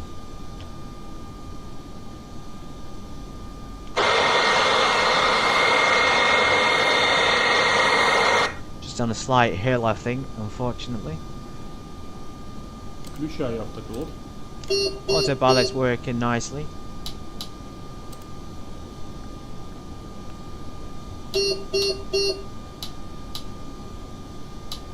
You notice I engaged it and disengaged it there just so we get a safe pre-takeoff, so nothing takes over the aircraft. So as you can see, it's now aligned. I know it's pointing into the right direction on there, which is a relief. It was pointing the wrong way before, but that's the direction we need to be going for 1-4. And 120 is our heading, because that's the course we need to go on the GPS. Welcome in, by the way. I'm so glad we can do this relaxing flight on a Monday. And there'll be plenty more of this playing in the future as well, so do not worry about me giving up on it after one go, because it's a lot of fun. It's a lot of fun to get into and play and fly around, and especially when you've got like an hour and a half, 2 hours on the ground just getting prepared for it.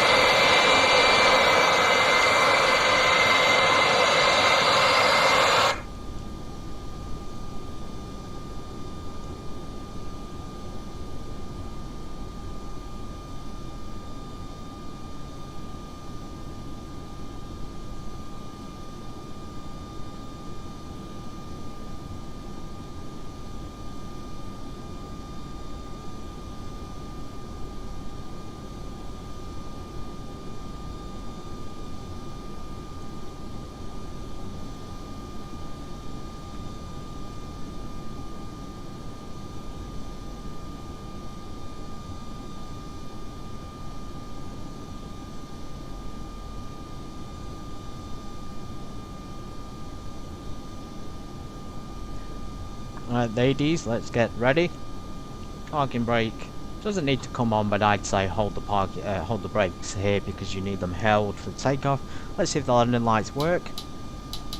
No, still not working. I wonder why. Maybe we have to select 10 degrees on the nose wheel steering. Let's just turn them off. So 10 degrees on there. Still not working. I don't know if I've done something wrong. Maybe I did something right the other day. But then again, they never came on for landing either. So and they came on and then went off. I don't know what it is. I don't know what. It's got to be a bug in the game for X-Plane 12, but it's not a problem. Everything else, and also the reverses. Since we're at the at the intersection of problems, the reverses do not have an animation on this either, which is unfortunate. PPD heat anti-ice is on. Let's advance our thrust. We are going to go now, guys. We want to wait till they extinguish all the lights. This blue light up here is lit, which means the autopilot will work, and we know it will work. We've cross-checked it, so we advance them till all the lights there have gone off. They have, so let's get going. Zapusk, and we're going to get some beautiful call-outs from the Ruski crew. Let's get going.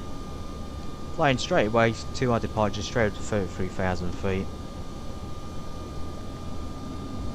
Режим взлетный, руль держать, фары светофорочные. Режим взлетный, параметры в норме, руль держи.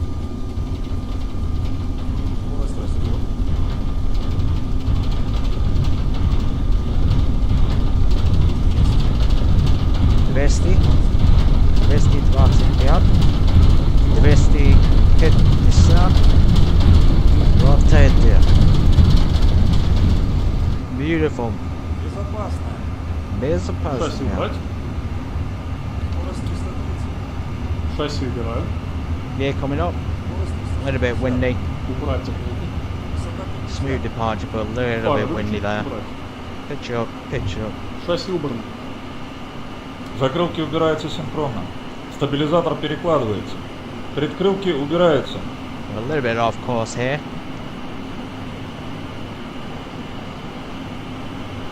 As that left hand turn on the departure, let's turn to that. We're going a little bit fast.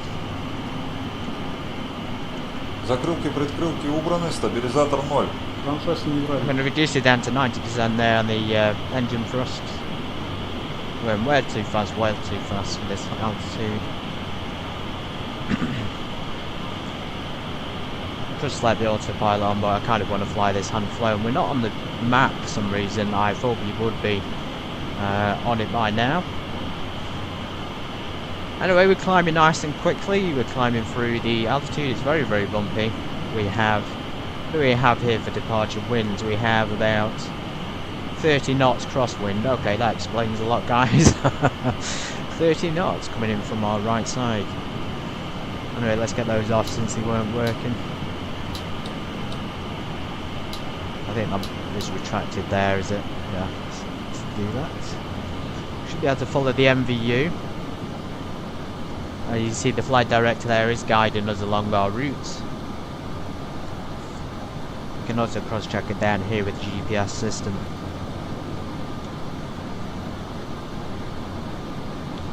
I'd say turn your head in as well, guys, to match what route is needed. It's a route match or whatever you want to call it. A little bit nervous on this takeoff, as you can tell. Okay.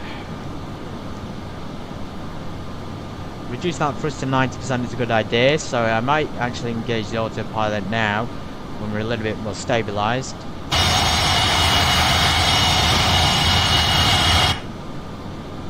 7,000 feet, we're coming up to 10,000, which will be our point of increasing our speed. We did rotate slightly fast there at 300 kilometers an hour, but I'm not too concerned about it. We could do with getting our course, so we need to go to the course of 201. I'm going to follow that round to 201. In this case 21. It is in fact pointing in the right direction for us. We're just slightly off course, according to the flight director. The white arrow on there is where we need to be heading, and also we can use the map. So we're on this sector here, and then 189 for the next heading. Beautiful. Flying press to let takeoff. Continue climbing, ladies, to 33,000 feet. After takeoff checklist, or airborne navigation checklist I've called it. Pitch according to V2 speeds. Well, we've increased our speed to 450.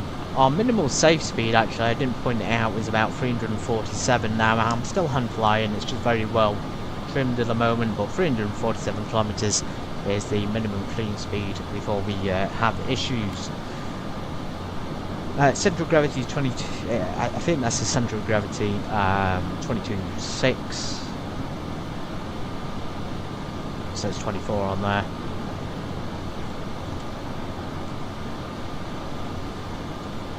Let's check the departure. So we're following the route pretty well actually, considering we're just basing it on the chart and our headings. So let's turn around to 201 now, 189 etc, and then we'll get the autopilot on. Straight up to flight level 330. So to remember how to do this. Autopilot on. And it should transition smoothly, which it has. Which means we're climbing at the perfect speed and the perfect course. Awesome.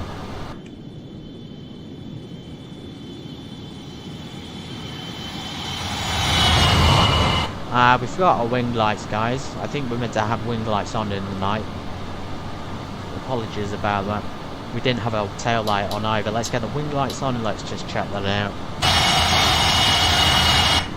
Yeah, we don't need the tail one until we land. Anyway, autopilot on. GPS guidance is on. Contending with about 34 knots worth of wind there. The route there was all hand flown on the departure, so a really good tutorial for anyone who's struggling. Pitch and roll mode are on. Let's maintain that speed. And view select is on. Transition altitude, so let's go to standard pressure. 1013. Now, usually we don't need that for traffic in the area, but we do need it anyway to get an accurate reading of the altitude. Confirmation lights, all the lights we need are off, on or off. That's it, guys. That's my personalised startup. I'm very impressed with it. Very impressed. I think I've done a damn good job to at least semi get this plane started, and Felis, of course, the absolute master, along with Master Skyer, who of course worked on this plane, so thank you so much to the Siba Balshoya, because I'm a lot to them. Going to maintain about 90% there on the speeds. I'm going to check the salon temperature, so as you can see it has in fact gone up quite a lot to 50 degrees. Let's go ahead and bring the salon temperatures down to Holodno.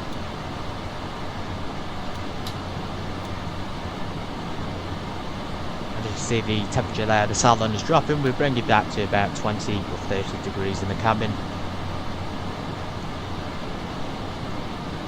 Just keep an eye on our plane, make sure it's not crashing as it banks to follow the course.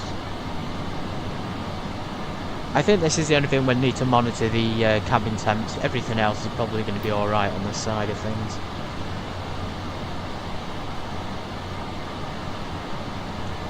Let's leave it there. That's about 10 to 30, 20 to 30 degrees.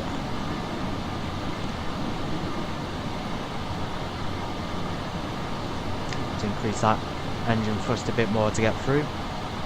Check the overhead for the anti-ice. Anti-ice is on. Ice is on up here as well. If we do want to serve dinner, guys, we can do it up here. This is for fire warning, but this is still for the kitchens. What a beautiful, beautiful plane. So we're on our way on the Togmo for my departure to Mineralnye Vody. I hope you're all enjoying this. Dobro Požalovit na mój kanal YouTube. Honorables. Something like that. Leave that open to clear the area, so obviously now we changed our course from 189 to 176, then it would be down 113, which is what we're on now, I think.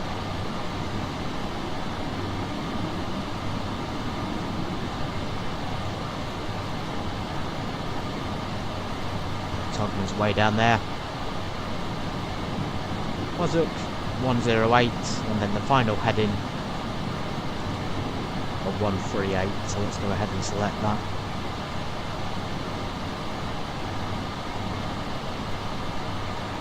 And of course, and we'll set the heading as well.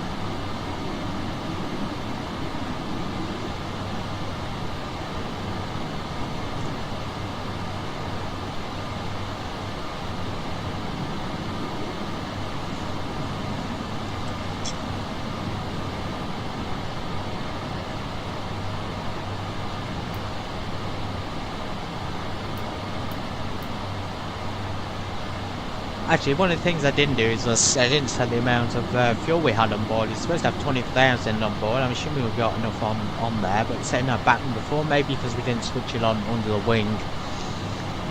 I did see it under the wing, but I didn't select it on. But there should be fuel in the back, but apparently there isn't. And maybe we won't have enough fuel on board to get there. It's saying 21,000 of top lever, 21,840. Which is enough according to, because our flight plan required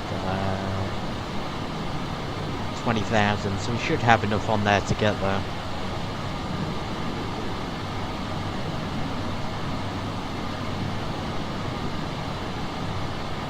Unless of course we burn it off on the ground, in which case we're a little bit screwed, aren't we? Nothing in the fourth one though, which is surprising, so we must have burned all that off if we add it all up. There's almost 18,000, isn't it? Plus, you know, yeah, plenty of fuel in there, I think. A little bit off on that side.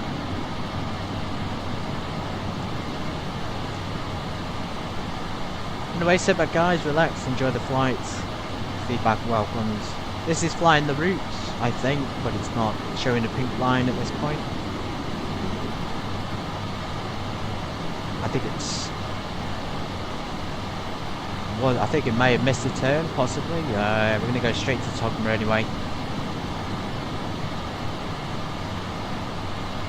And hope that can follow it. 25,000 feet, we're almost at 30,000, 33,000. Let's just decrease our rate of ascent.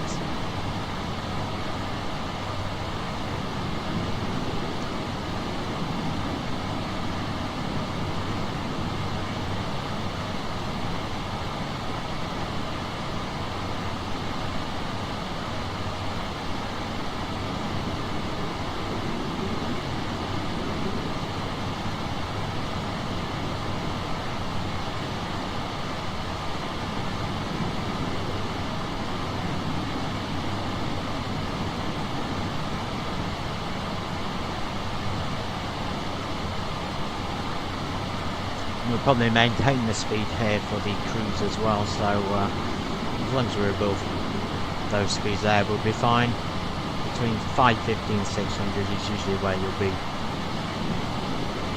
I really hope the plane is not struggling to follow the route. It appears it is. It was, because the other line went white rather than pink. We had to go straight to Togma in order to do it. Anyway, let's get the armrest down. Can adjust the seat position as well. I'm in the position I pre-selected it to. Aircraft may be struggling here because we're pitching up too steeply.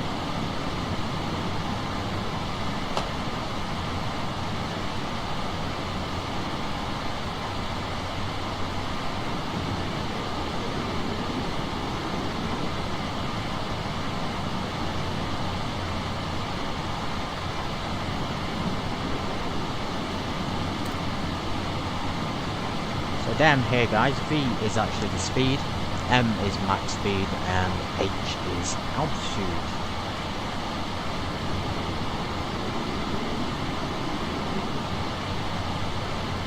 And of course 138 on the course there.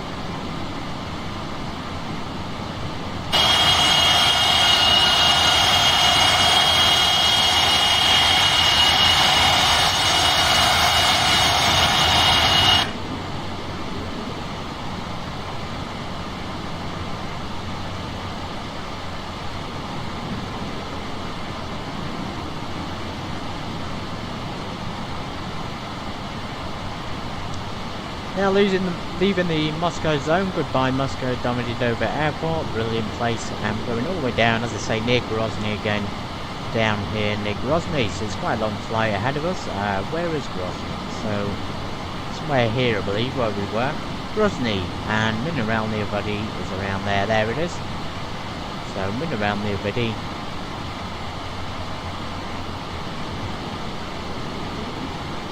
Situated in the sort of town, city area of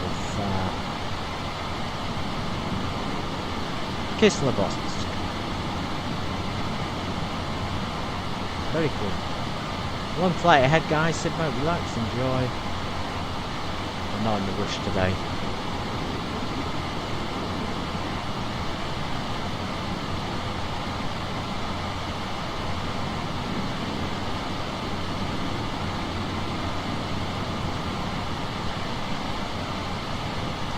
Close this and we get the destination one up in a sec. A bit closer. Top of it again, I'm not sure if we've burned through. I think we've done everything can top up in the air. I don't know how much fuel we've actually got. That's the amount we loaded. Whether or not we still got that noise, I don't really know where the amount would be, whether we'd find it.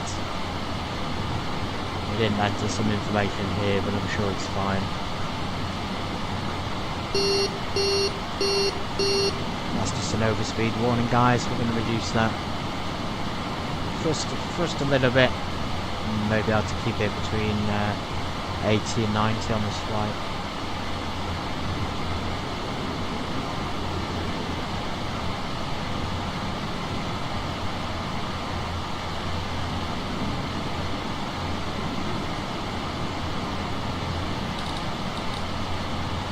Say change the course as well to your current heading, so don't go 00.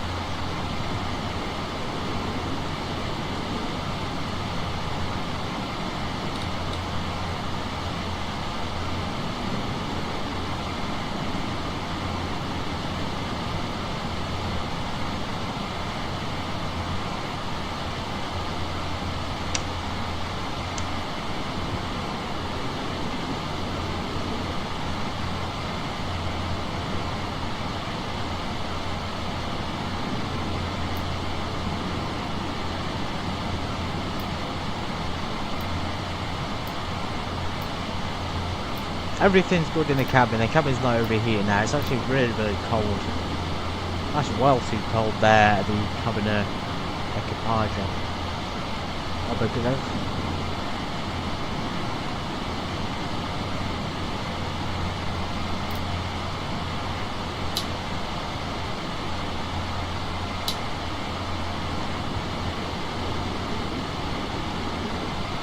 So we're burning through quite a lot of fuel here. It's only gone down to 20,000. I really hope we didn't burn all that fuel on the ground.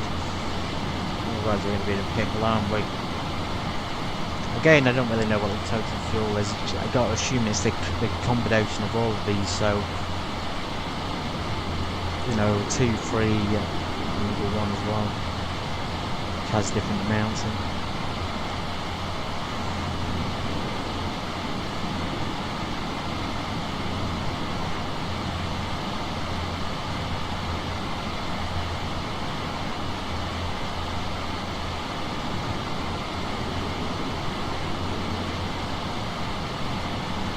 We shouldn't be climbing, we shouldn't be descending, we should be climbing.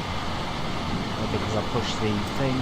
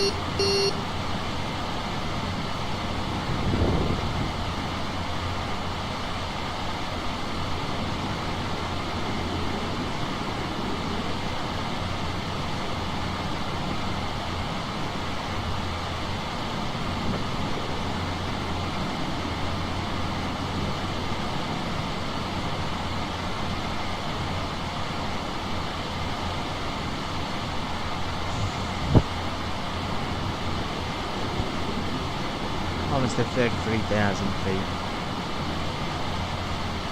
Start to think we're not pitching up anymore, so only doing it ourselves.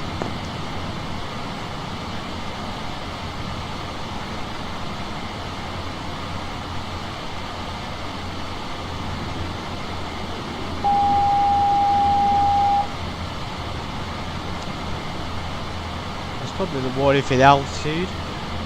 What if we could push a little bit further? Oh right, 37, there's the thing on there, so maybe it is levelling off automatically, who knows. Does seem to be descending now though, which is strange. Let's just put full thrust a second, let's just see if we can push through this last couple of 100 feet. Still got 500 meters, so it can't be level off just yet.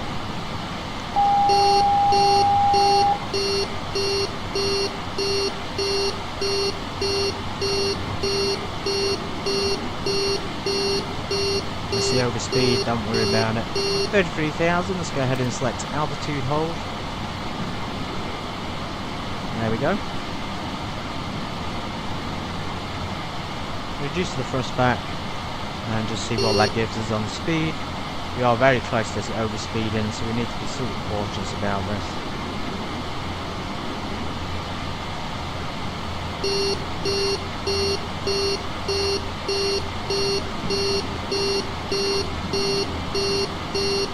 Seems like we only need a very small amount of thrust. There we go, I think maybe 85 is good enough. If we start decreasing, we'll increase it.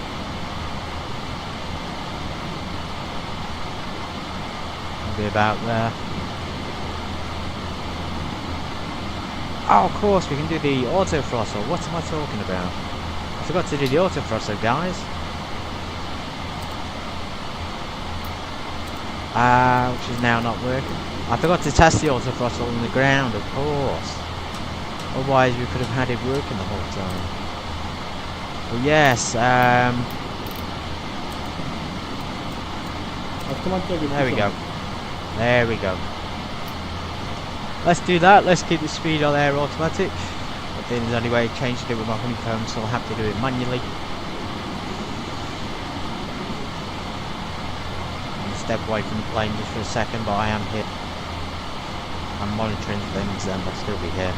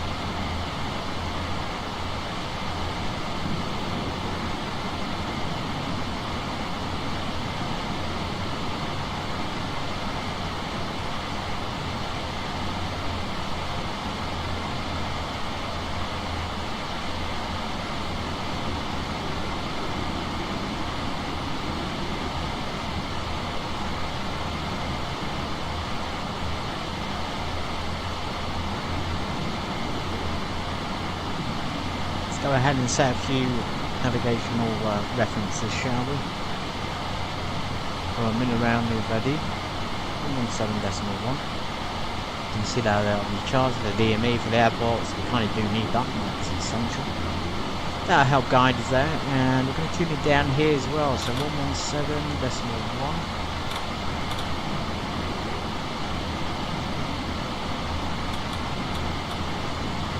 We won't bother with the course, we just continue to set the course to our current heading. The course down here can change what course here will. In fact, let's set it now, the course for the runway. So what do we need? We need a runway 11 for the Ukaru 5 Echo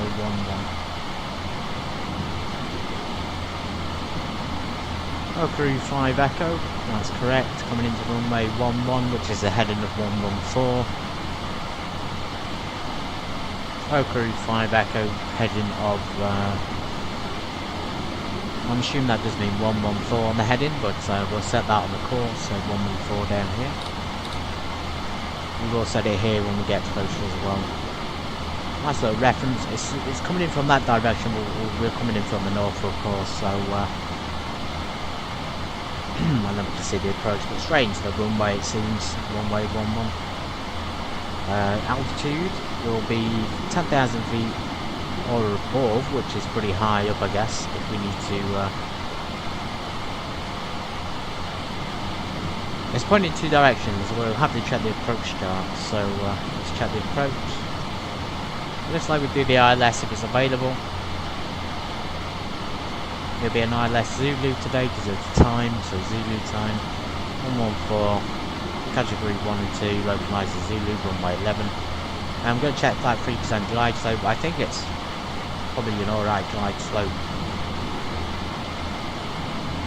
If not, obviously it wouldn't be suitable. It says about 5.2%, but it is a 3 degrees, which it should be alright. I think we're not allowed more than 3% descent, so maybe it's not alright. I'm a little bit unsure about that. We'll have to double check the limitations of the aircraft. Right, so 111.7. That'll probably be that's the ILS, so 111.7.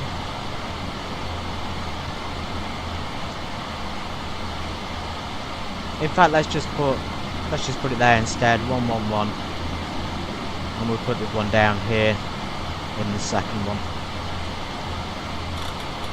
ILS tuned up nice and early at least. And we'll set the course, remain the course at 114 of course, and yeah, then 117 for the DME can just go into the backup one over here.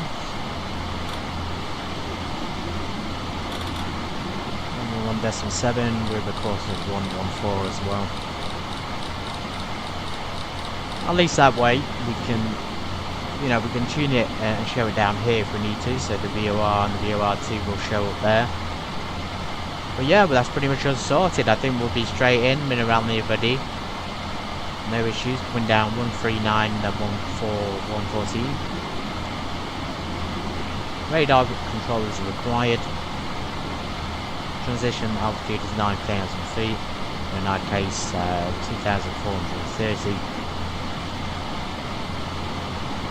Yeah, very nice. That's a clean chart for Russia. I'm not going to lie, the Russian charts are usually quite congested, but this one looks fine. Looks quite good actually. So yeah, we'll keep that open in the background, and we'll keep an eye on our flight path here. So we should be making the southbound turn. We'll leave the Moscow airspace region, and then we're coming down to Volgograd, Rostov-on-Don, Lista, Stavropol, Krasnodar will be through last time in Grozny, and then of course Mineralnye Vody, tucked away Pyatigorsk.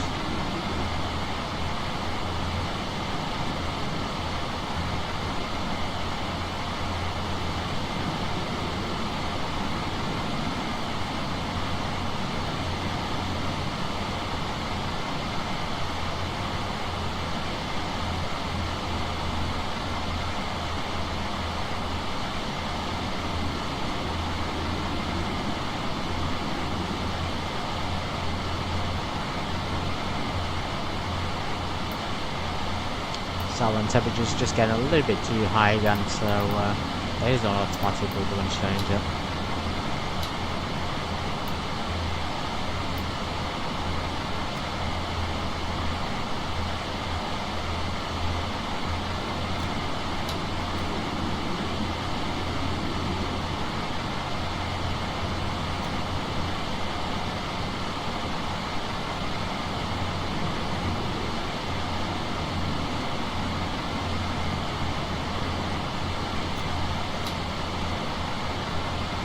I think as long as it doesn't go above 30, we're fine. I mean, 30 is very, very hot. I don't know about you guys, but I would not want to be in a plane that's 30 degrees.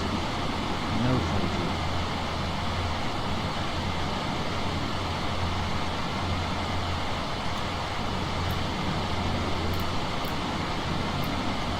I'll keep the anti-ice on. Now, I'm going to check out the cabin actually while we're here. Good to see this in English, but even Nemanja. Nemanja? Avoid simultaneous use of cantilever handle and knob. Yeah.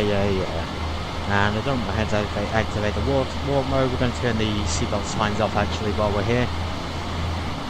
Just turn those off. We'll leave the access sights and no smoking sights on. Cabin's very dark. I don't really know how to change the lighting in here to make it brighter unless there's a control panel. Ah, yeah, here's the control panel, so this will be for the lights as well. You can see they're all interactable, which I love, and also the unfolding of the wings. So yeah, really taking the time to. He's really taken the time to make this detailed. I'm not sure which one the light is. Usually it would say like Svet or something like that. Salon 1 and 2.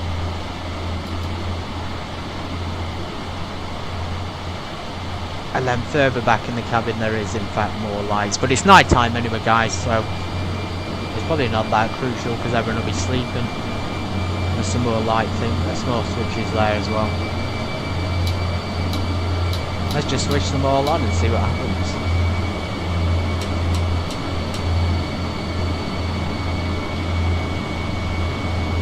Not much at the moment. Probably for the kit. I think that's just for the kitchen and stuff. I don't think that affects the lights. There's nothing else there. There's a bit of a cupboard there we can hide if we felt the need to.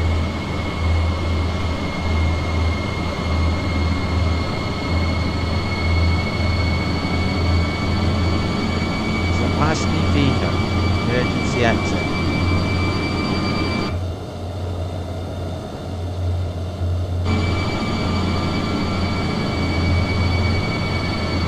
A little bit of a sound issue.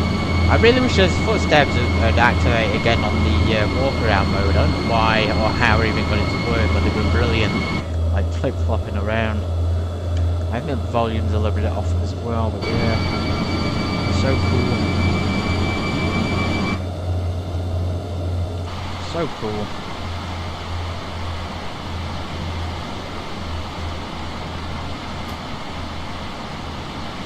And then when you would activate the warp mode, you could then click on the seat and it would sit down in it. So yeah, obviously maybe I've deactivated it somehow, or maybe I didn't turn it on configurations. Perhaps. Maybe it's that one there. Oops. It's not that one. Or maybe it is that one actually. Maybe that's the walk around mode.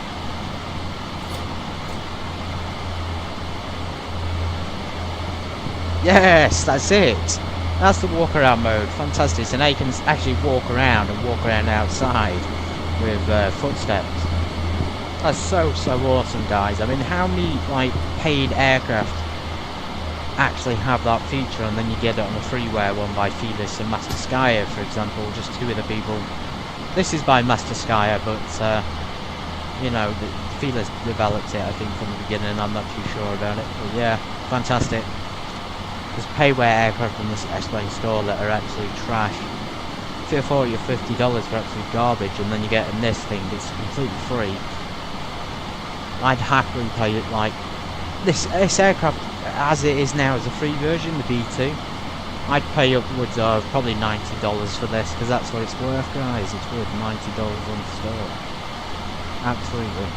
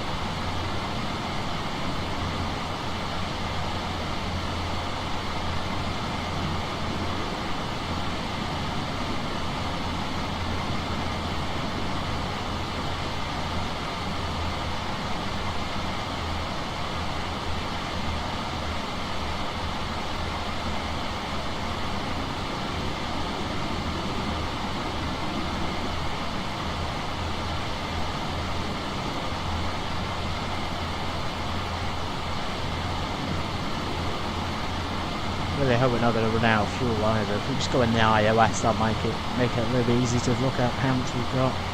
Only got 8,000 kg left, so where's our... We should burn like 11,000 just sat on the ground, I think. Unless we really did deactivate the fourth fuel thing and... yeah, don't have a clue where it went. We did refuel with 21,000 on board. Top liver, 21,000, so we burned through, you know, like, it's 12,000 kg.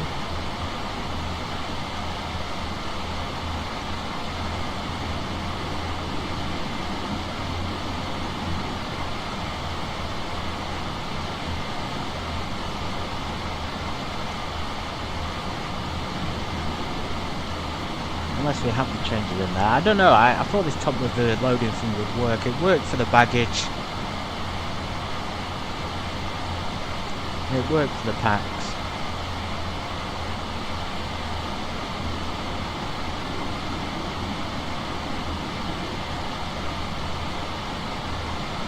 The flight time required 20,000 kg. I think that's in kg. I'm pretty sure we got it in kg, guys. Well, not in pounds. 28,889. I mean, we could try and refuel in the air possibly. There's a Yuri Gagarin Airport somewhere down there as well. You see the Gagarin Trekon terminal controlled to 20,000.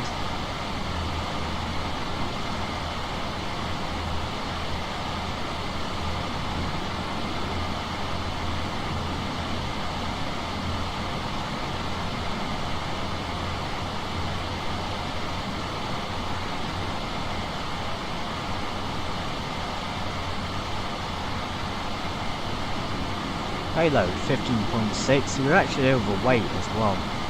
3.7 on the cargo and baggage.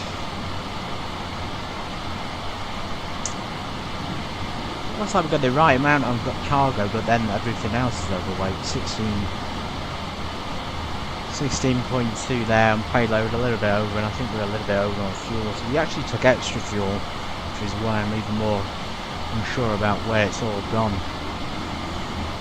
Anyway, autopilot's managing well. There's been no issues there.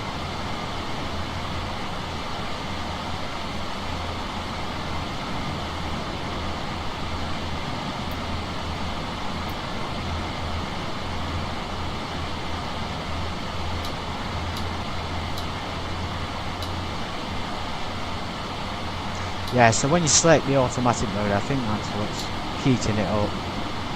So we've got it selected to 20 now.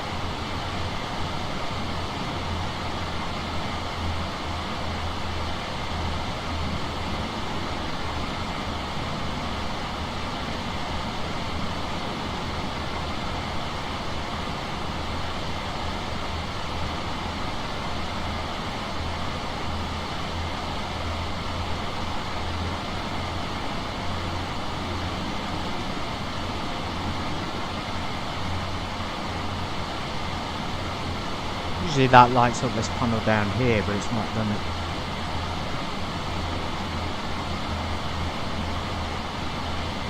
Maybe there's a different switch. I know there's a few light switches around here, but I can't really see them most of the time. We're all tuned into COM 1 VHF 1.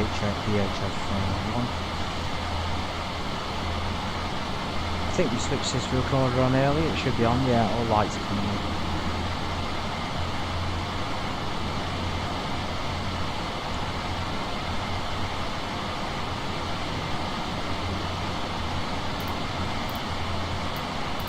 Generators are good.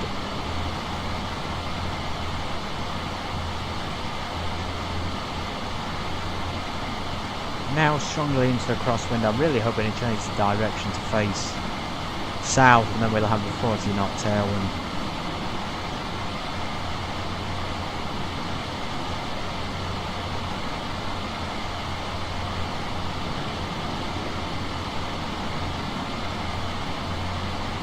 I actually think that the fuel truck didn't bring all the fuel to us.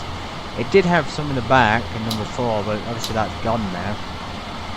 Yeah, I remember when we started, it was like filling up, and then it said it had more time to fill up, but the truck never came back with the fuel. That's the problem. never came back with it, so it was like waiting. And I think we burned like 10,000 kg off just on the ground alone. It was like down there when we departed, we should have had like 21,000.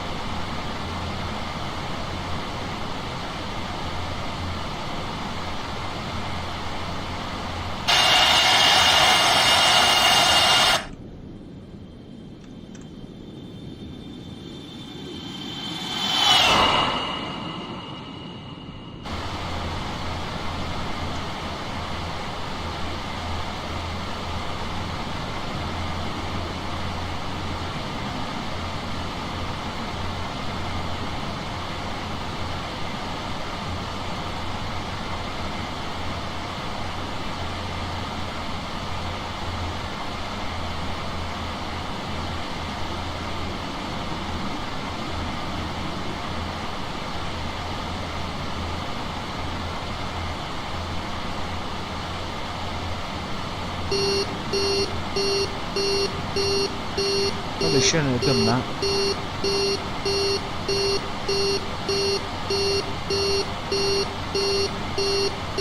Well, they shouldn't have changed the fuel setting in flight. Maybe it's just going to rebalance it. At least we've got something number 4 now.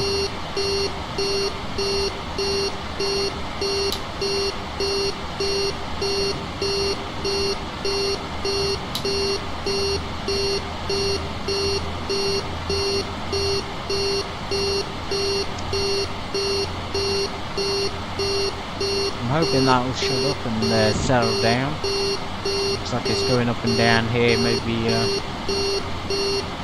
because the amount of fuel changed, it changed the amount going through systems.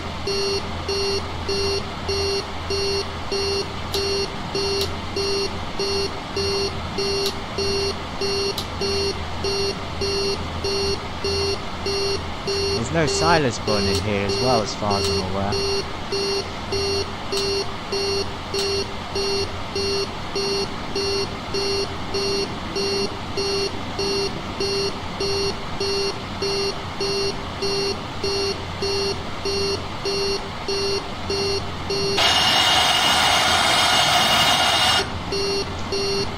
I had this issue on my test sector, and I think I did the same thing. I added fuel in flight, and the beeping did stop. I just can't remember how I got it to.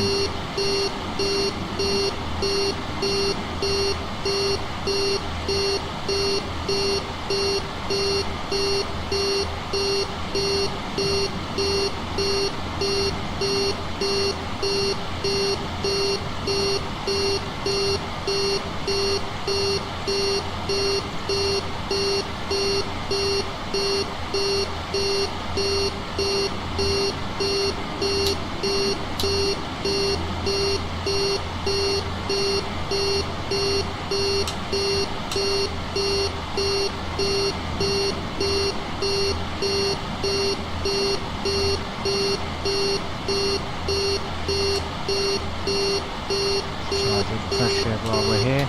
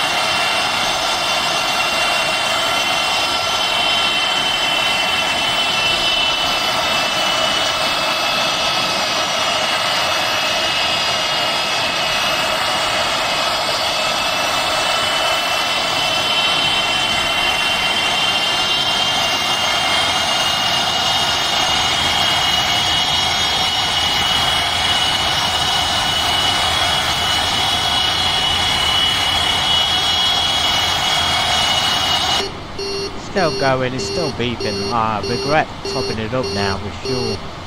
Oh, honestly, we've loaded up with enough before we departed, so you'd think there'd be enough, but we've burned through it all before we'd even got to the halfway point. 16,000. Let's return some of this off.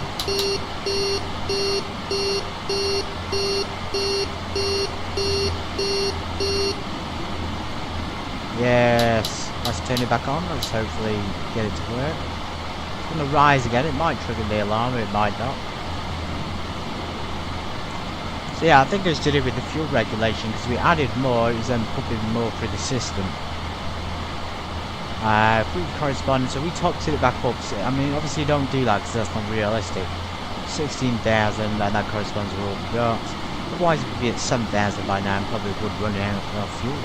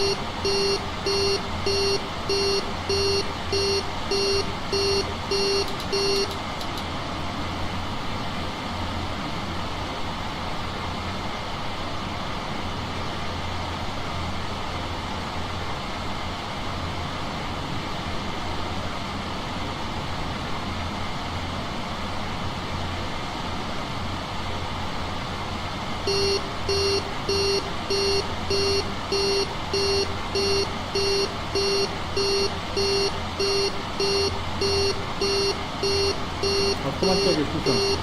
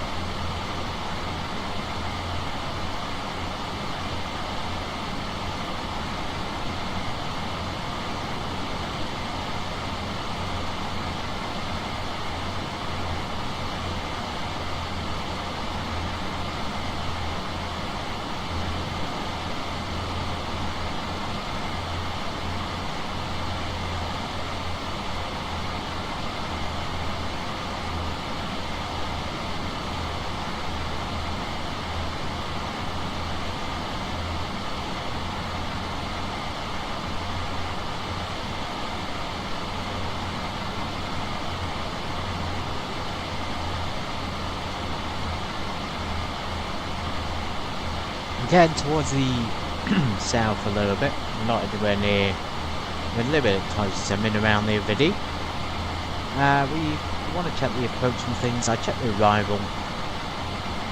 I programmed the course and things into the ILS 111.7 and the local DME for the airport 111.7.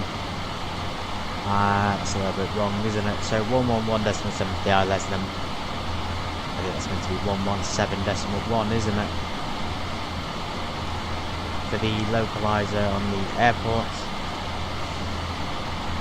Yeah, 117.1. So on the backup, and the airport wasn't really as far away as you think. You have to prepare pretty early, I guess, and the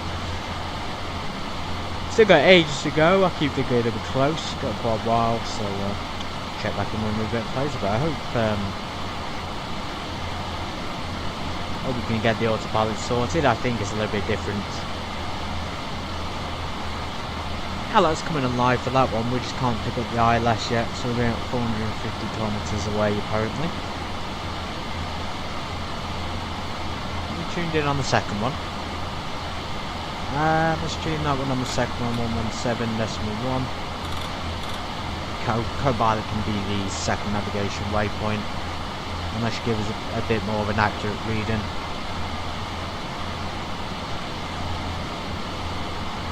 Keeps changing, but it is going down. It's just changing all over the place. About 450 kilometers left to go, which is not too bad, guys. The longest stretch is ZG 140.4, but that's nautical miles rather than kilometers. We're still maintaining 33,000. The cabin did warm back up, but I haven't bothered to change it again. Whoa, God, it's almost 60 degrees. So every time I put it back into automatic, as I say, it overheats. So my advice is just keep it on cold. Just keep it on the neutral position. If you put it on automatic, the system will warm up too much. Let too much heat in. I guess we could reduce the vozduk. U nas jest wozdушный поток. We could reduce that, and that might help as well. Probably because the engines are so warm, but you would think at this temperature outside it wouldn't be heating the internal cabin up that much. I guess it is.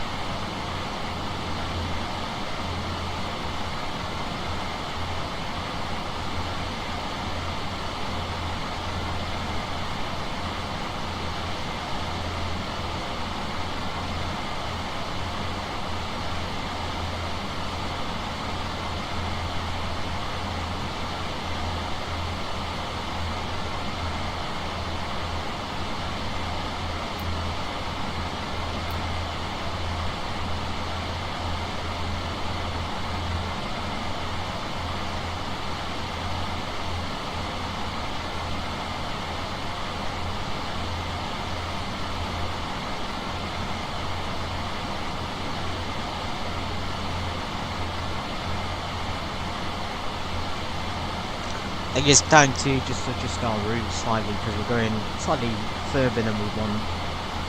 I'm going to clear myself to Gotik, or Amkul I think, or Gotik. So let's do that.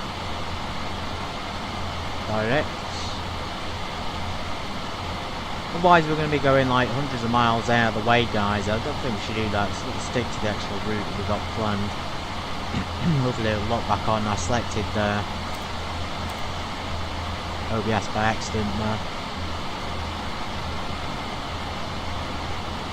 Still turning left for some stupid reason. Let's see what happens, guys. You change like even the slightest thing and things go wrong. Should we turn it to the right? There we go.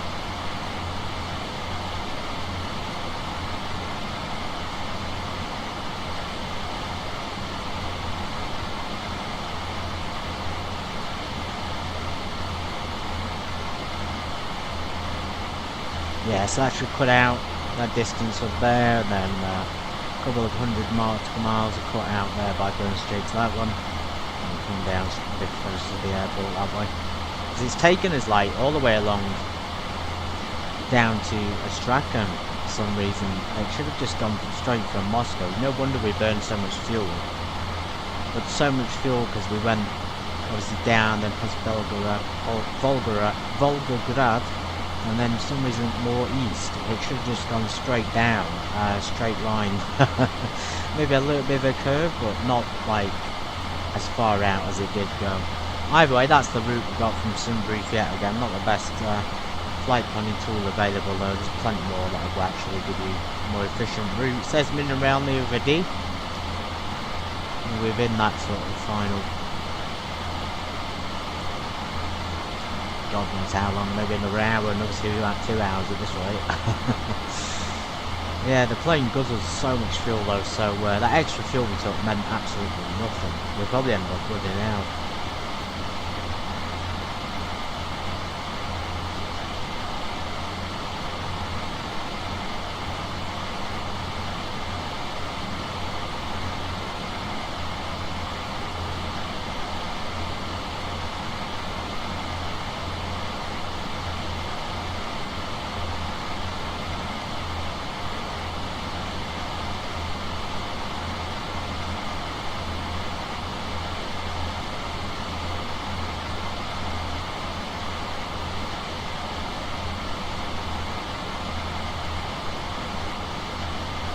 The wind is calming down a little bit. It's gone down now to about 20 knots, which is good. It was up to 50 or 60 before, so we were really contending with it on our departure from Moscow, and there was some really severe weather. There's still some severe weather up north as well, but down Mineralnye Vody it's much calmer. So as you can see, the aircraft frigate lied on track. We should get back on track now from this position. Shouldn't really be heading that far. Just going straight to Amkul. Instead it's heading straight towards that pink line.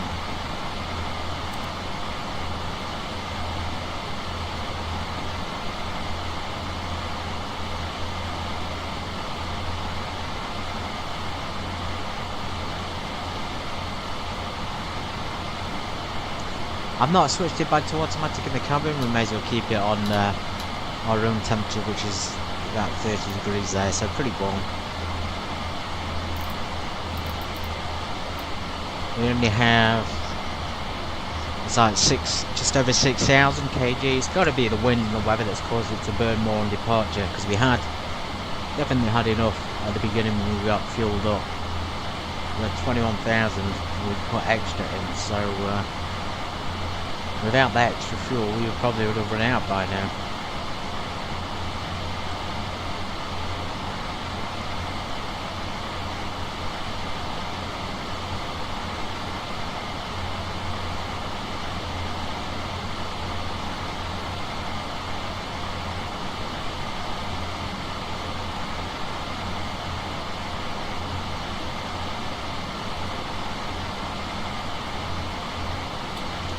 Neutralize the gear as well. Do we need to maintain speed or max speed? It would make sense to go max speed at this altitude. We're using the autocrosser to do it. And that's the MVU down there, but we haven't bothered with it this time. There's no need to. Unless we're doing NVU navigation, in which case we'll all have to turn all this stuff on. It'll put all the digits and the coordinates in itself before we programmed it on the GPS correctly. Interesting. Obviously the aircraft doing something stupid here. It's going back and forth. It should really just go straight line to the other one, like straight ahead, but it'll just keep turning back left, right, and it's stupid. And then it'll cross that one at the wrong angle, and then it won't work. So why not straighten up now? I don't know. It just doesn't work properly, does it? It's really stupid.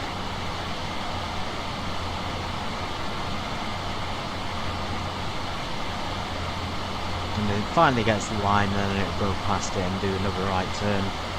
Look at it, can't even go in a straight line properly. Jesus. Awful. Yeah, straight over the pink line, cycling back to the right again, and then probably back to the left for another two hours.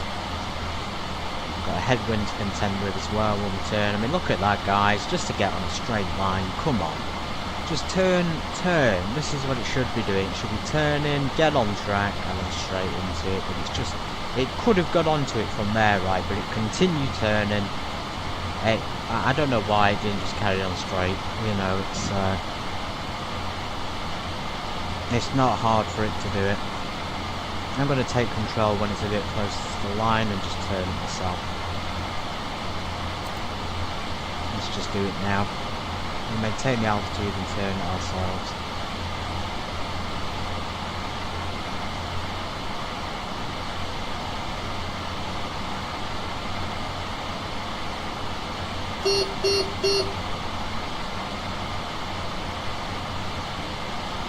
Well, you can maintain the altitude for me. It's not a problem.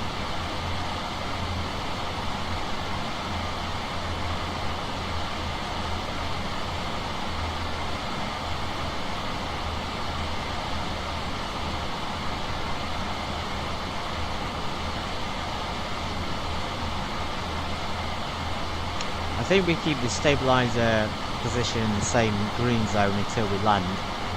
Landing speed will be, we'll go full flaps, so it'll be 300 kilometers an hour. We need 1,000 meters to go full flaps. 17.8 on there. I guess we could change it. It still needs to be in the green zone, but we could change it if we needed to.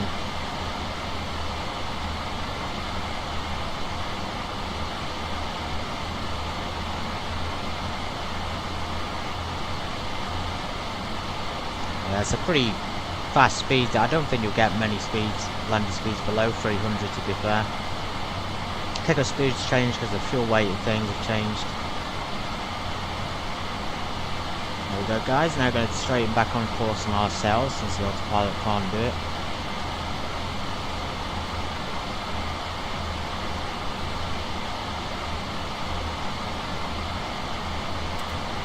Reselect the NVU. Navigation.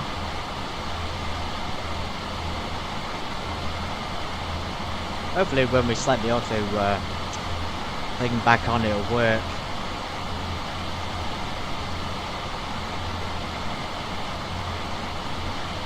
Forgotten how to do it. I think we just press that one again.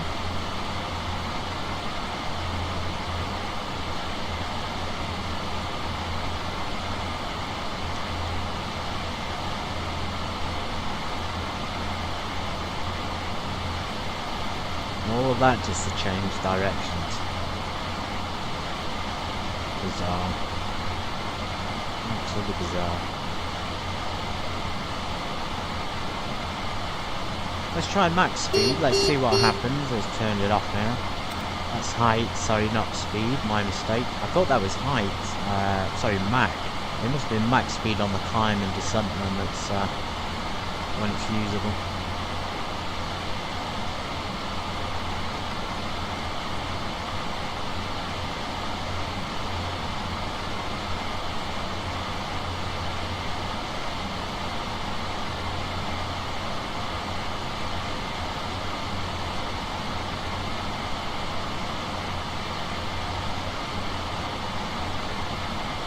Автомат тяги включен.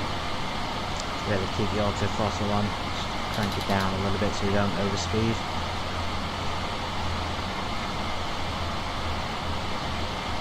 When I press that blue button, it should activate the autopilot's navigation guidance, and it should hopefully not spiral all over the place when it does it.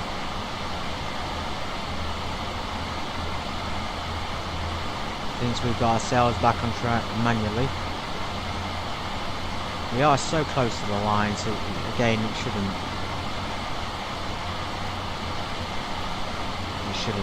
turn anywhere. Yep. So do it yourselves, guys, and it does it a lot better. So that now should be able to turn on course a lot easier than what it was doing anyway. Now you can double check that down here. In view, stabilizer for the altitude. After that, Tiagi, whatever that says. That's for speed anyway, and then SMS is GPS. What a flight plan! What? Look at that! Blimey, ATC's gonna think we're tripping balls up here or something. I mean, look, right round, should have gone straight down, but instead we've done the old snake pattern in the sky there. Right, fuel. We've got to keep checking that fuel, guys. We might run out. We've only got 5,000 kg. I have no idea how we're going to do this.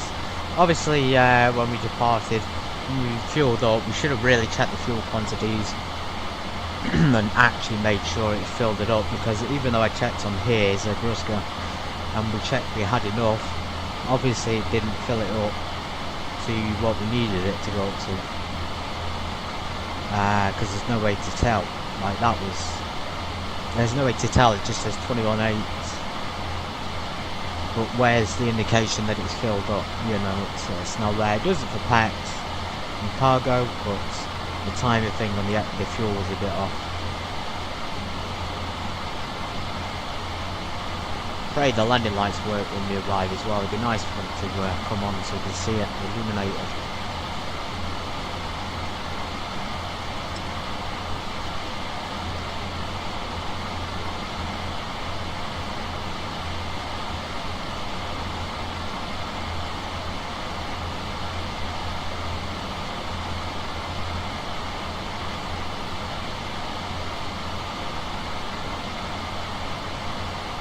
They've got a tablet here plugged in. Actually, let's just unplug that. We probably don't need to be charging it while it's full.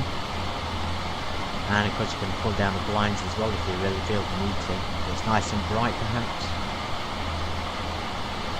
Or if you just want to sleep and forget about the world outside, do that as well. It's really cool though, all this interaction in the cockpit. You just don't get this on like the most payware on the store. I don't get it. So obviously those payware ones are just not putting as much effort into the planes as they think they are, you know, as they make out. Otherwise they'd have all this interaction, they'd have all the talking, they'd have all the lights, the cabin details, the ability to move the seats, you know, just all this detail which has been done for free. Yeah, so I stick by what I say, the store products. We're ripping people off.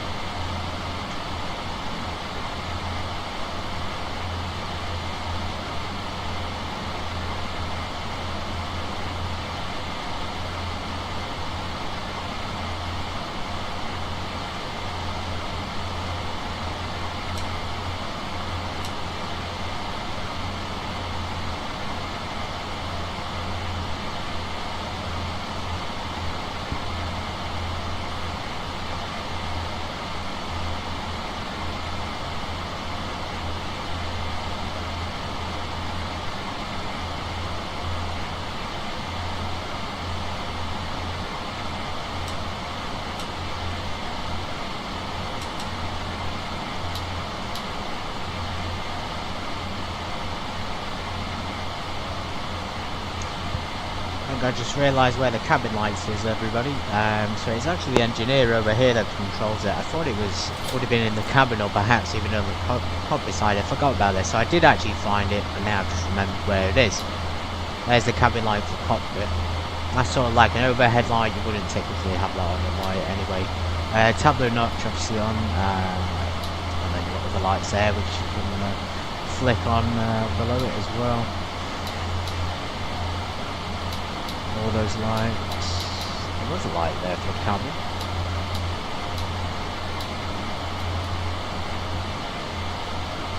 Maybe I'm even misremembering that. That's bad, isn't it? Well, yeah, the cabin lights. Some more switches up here. These aren't working. The underwing ones will definitely remember for next time.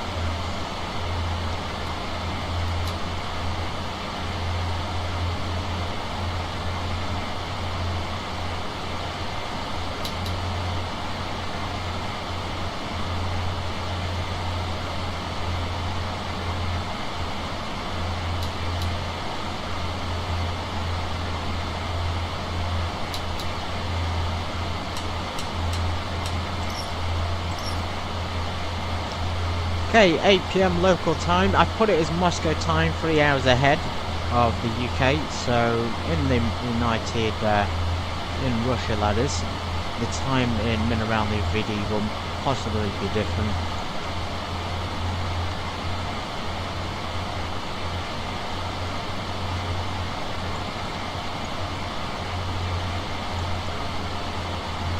I suspect it is, so it's actually the same time, it's 8 o'clock there as well. 1957, 3 minutes to 8. Cool.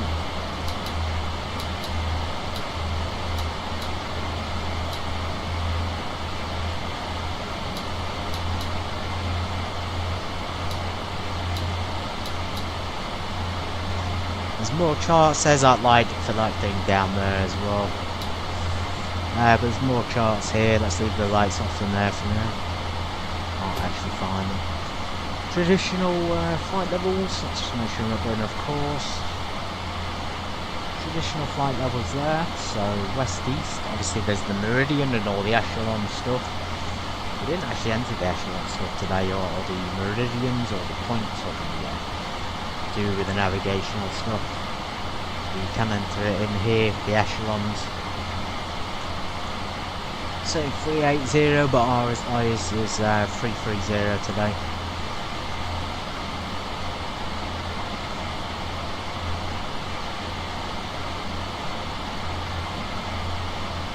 And it gives you meters as well, so we between 9 and 10,000 meters.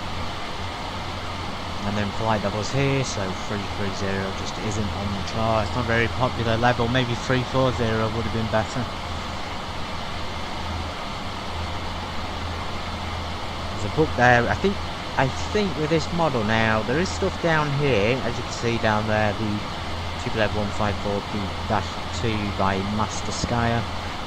You could probably contact him on VK as well, VK contact, if you had questions about the plane. But there's things down here, charts which can in fact be changed according to the document, so you can replace these with customizable images. So English checklist would be a good one to put there if you had one.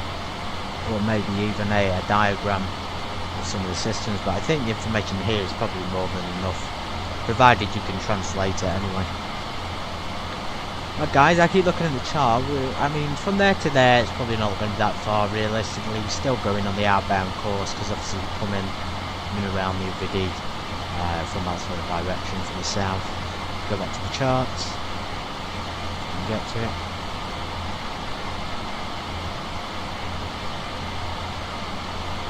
So the chart, yeah, so we come in, I think, south and then up and then round to Mineralnye Vody 14. 11, runway 11, 114 on the heading.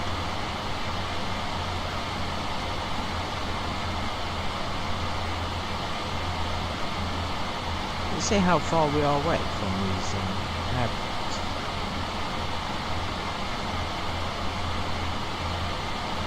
measurement. I think there may be a measurement tool there. Alright, here we go. We have information there on things like the VORs. That's handy. Let's leave that on. NDB is available, and the ILS. That's very good. Point of interest, VRP. Slight overspeed. The wind direction, as I say, is slightly different. It's not as bad now. Oh, look at that. Makash Kala. Going very far south for this turn back to the west. But yeah, going back into the DME, this DME stuff is actually going to prove very useful. I recommend having it on.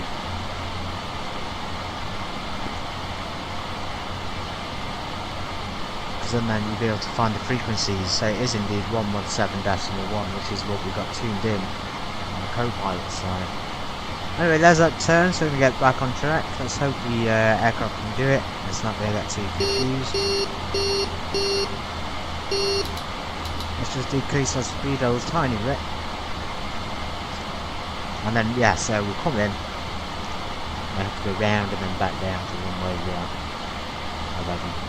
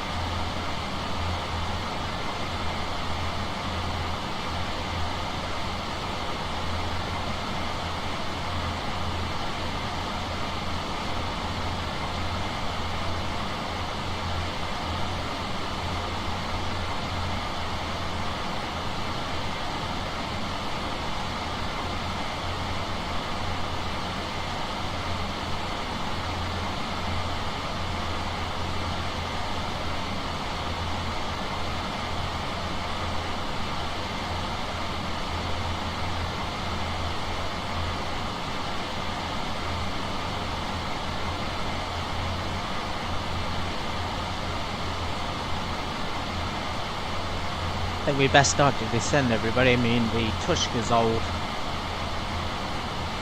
and it probably takes a while to get down. That's my experience, at least. So between here and Memza, that'll be our descent point. 8 nautical miles to get down, probably to you know, the approach height, which according to the charts will be, I forgot how much he said. I think he said 10,000 feet and above on the approach, and then 4,000 feet or above. So 4,000 feet and then down to 3,000. So we go down to 10,000 and then 4,000 and 3,000. Also the VOR has appeared all there as well. Now I've selected it on the settings, so that's handy. Anyway, down to 10,000 feet, we'll maintain our... Actually, we'll slow down just a little bit to about 550. Now we'll start our descent now to 10,000 feet.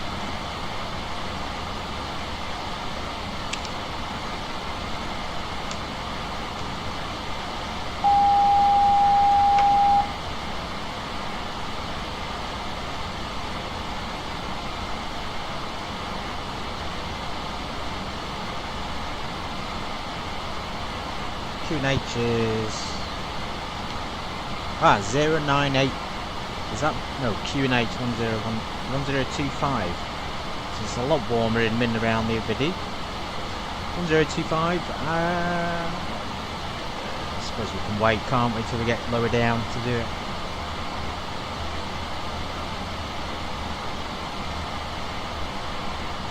We'll be going down at least 1,000. I think this is in meters per second, meters rather than feet per minute, so meters per minute.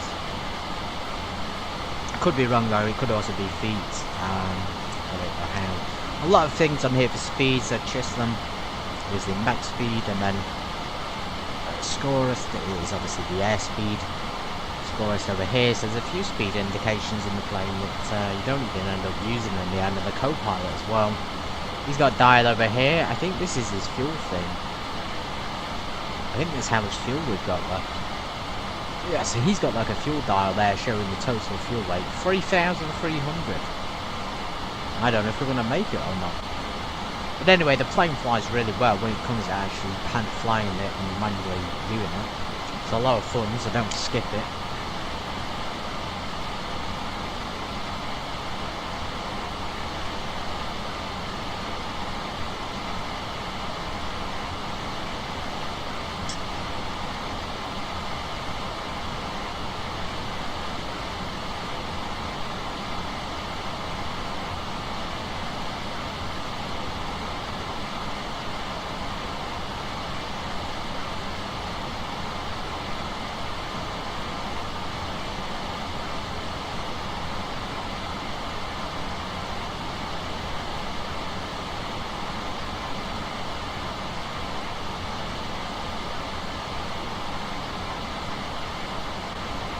Keep an eye on this for the distance, 50 kilometers or miles, so let's descend a little bit quicker. Landing speeds I talked through earlier will be for maximum flaps 300 kilometers. Our clean speed is 327 minimum, so by the time we get down to 400 we'll probably already have like 15 notches of flaps, 15 degrees of flaps, maybe even 28 by 400, and then 36 and 45.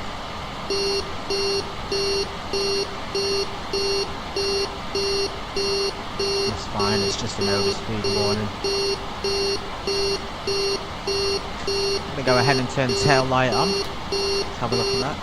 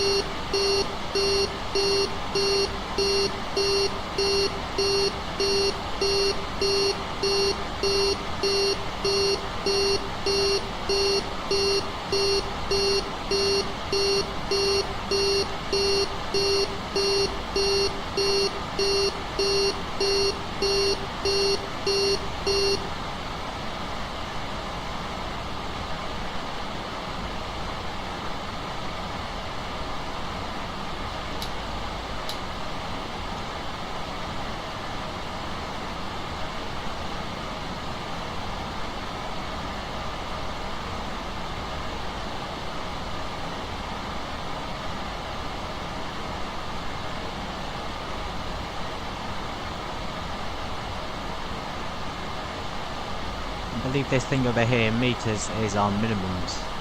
So we need to change that to... It's sort of set at default of 60 meters. Which I assume is probably maybe 200 feet, I'm not sure.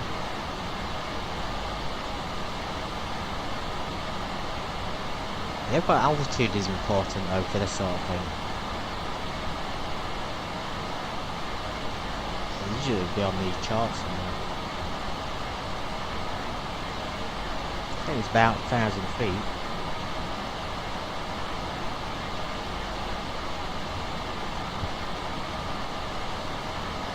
In terms of the actual approach, we're going to have to activate a few things if we want to do the ILS. I mean, I do want to hand fly, of course, but I want to get us established using this thing as well. So we'll have to use the, this thing here is Zahud. Zahud is the localizer, and then this is glide slope. We'll keep the autothrottle on. I think that's what's needed for it as well, and we'll put the landing mode on, so Pasatka. You can cross-check that with the Pasatka there. Pasatka, landing speed. So if you, even if you don't understand the translations, I mean, it's like, it is pretty it would seem easy to figure it out. It's not common sense, but it's pretty easy to figure out what that is. You know, Zakrilki 15, we know that Zakrilki is up here. So you can just match the letters with the letters, and it makes it a lot easier. So you don't even have to you don't even need the English translation for it. You just match the stuff up. Yeah, coming back to the approach, so we'll have to go and probably do a U-turn for runway 11. So we'll go down and extend the downwind. I hope it doesn't take us over the top of Mineralnye Vody and do one of those silly U-turns, otherwise we'll have to extend the downwind as usual. 14,000 feet, I'm not really sure. I think the terrain's probably be fine, it looks fine, but you never know, so we'll go ahead and just level off anyway.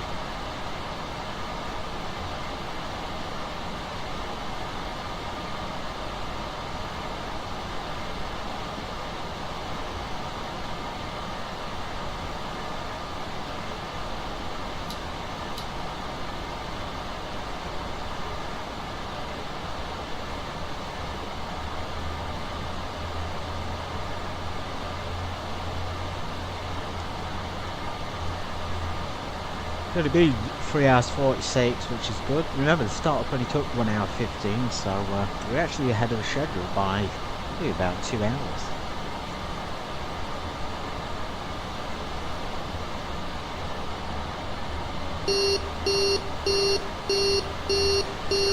There's the fuel warning.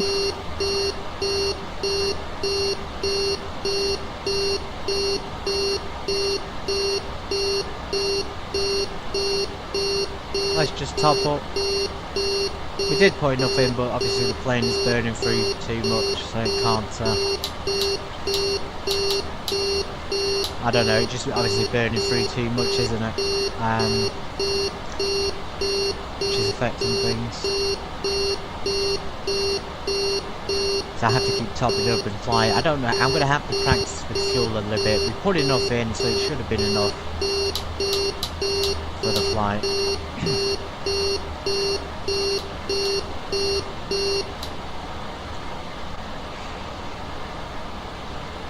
The alarm's still going to beep, but at least we can silence it. I did turn it off last time by doing this and then reactivating it. Might seem to do it, but obviously it'll just keep beeping until it sorts itself out. At least we can silence it. But yeah, the fuel, you put enough fuel, 21,000, and then we parted, and then for some reason it dropped to 10,000, so somewhere along the lines either it didn't top up enough fuel to begin with, or it just something happened that caused it to burn off.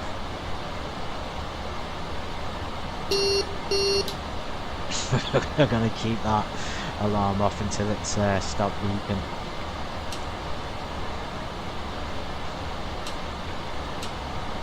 Charge up the hydraulics as well while we're here.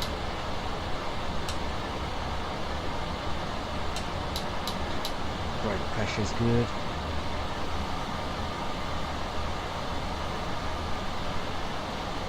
Hopefully when we get to the charts area, we should pop up on this map. We've already got everything programmed. We've got the DME and the ILS programmed in. We've got the course selected here, so 114 and up here. And another co-pilot side as well. 1025. I'm going to set this here now, so we've got actual altitude. Transition altitude, I think, was 7,000 feet. The Mineralnye Vody.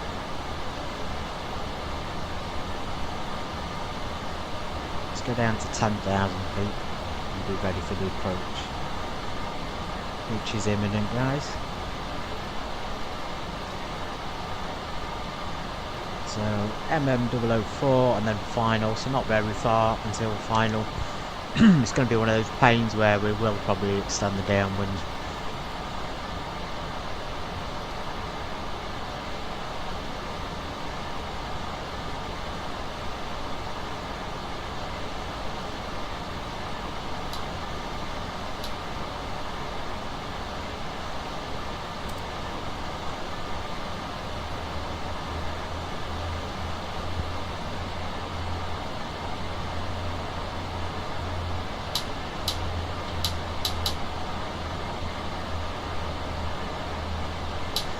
Gone off now, so I could turn that thing back on, so it will go off if eventually.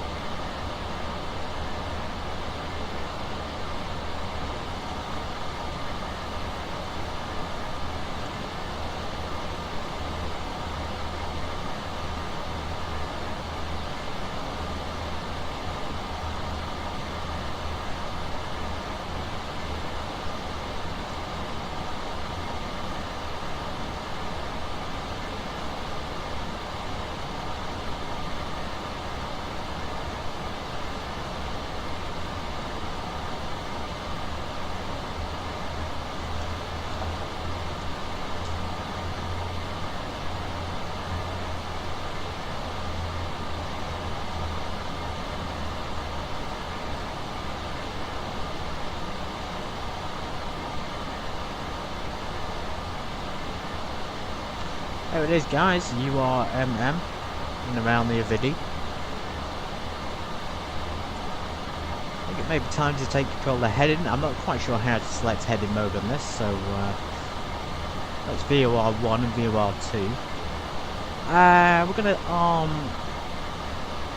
the approach and landing things on downwind.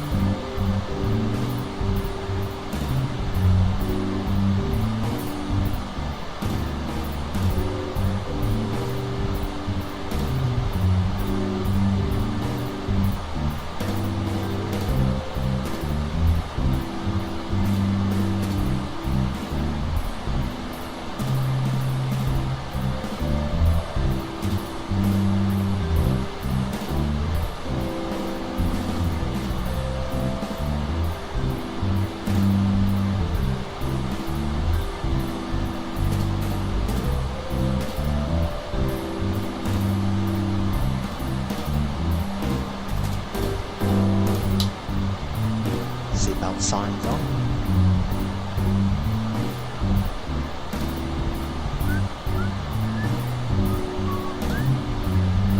64 kilometers to go, and then we're going to be over Mineralnye Vody. Procedures.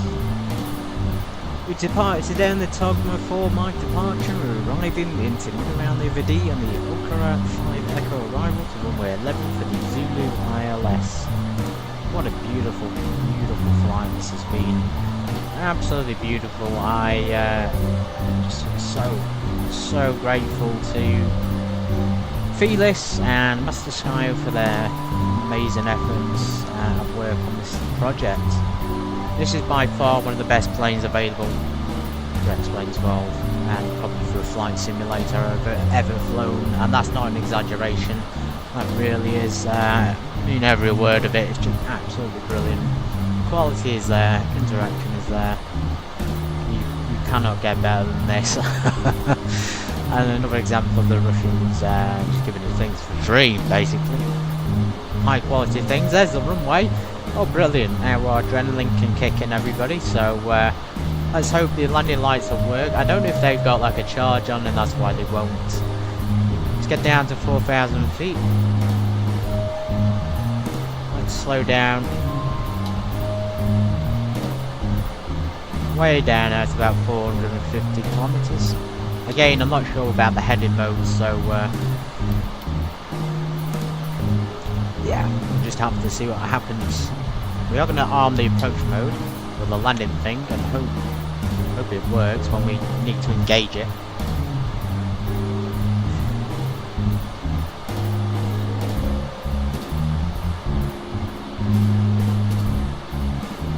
That's some warnings there on the engineer's panel. Aeroport. Well, because we're a bit too fast. No idea what that actually means. Okay, yes, so then if we need to go around, it'd be up and then straight to MO7, 007. It'd be handy. It really would be handy right now if we just went 007 and then round to final. Go on to approach. Let's activate that. Yes, because otherwise how is it going to do that turn there from this approach angle to final without spinning out of control? Let's extend them. We won't turn them on just yet. QNH 1025.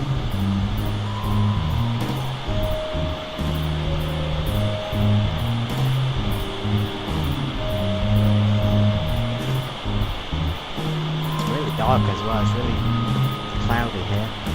Look at the METAR. Sometimes this doesn't work with the METAR, but sometimes it does.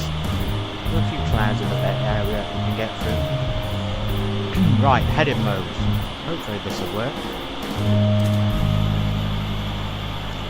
Hopefully I've not just broken it. I think that's it. I think that's heading mode. Yep, so now we're going to fly the downwind leg to runway 11. We can start to slow down a bit more, so I'm going to bring our speed way back, as they say, to 450, and then we'll probably deploy knots of flaps or something.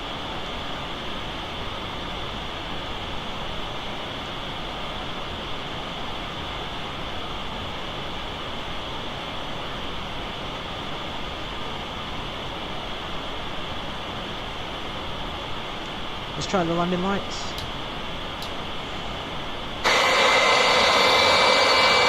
Still nothing, so obviously I'm doing something right when it works, not when I did it in my test centre, but here I'm obviously doing something wrong, which is meaning it's not functioning properly, unless they're not extended.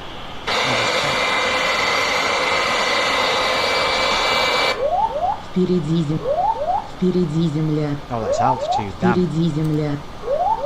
I've gone a little bit too low down on that.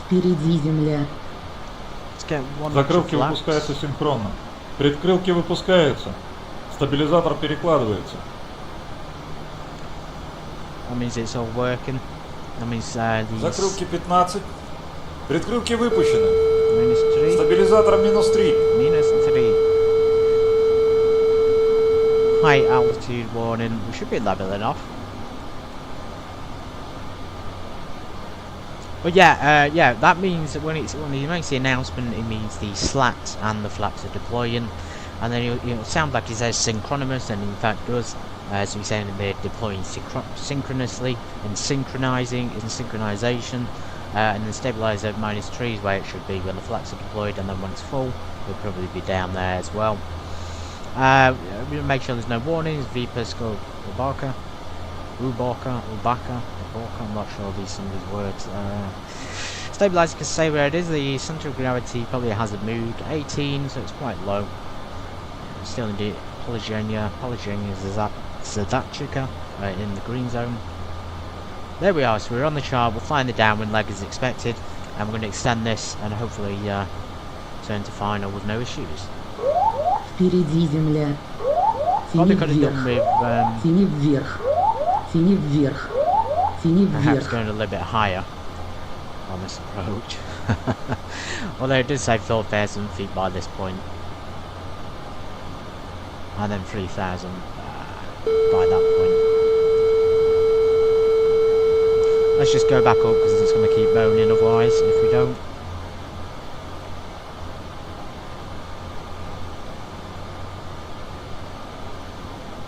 I don't think there's any way to arm the speed brakes on this.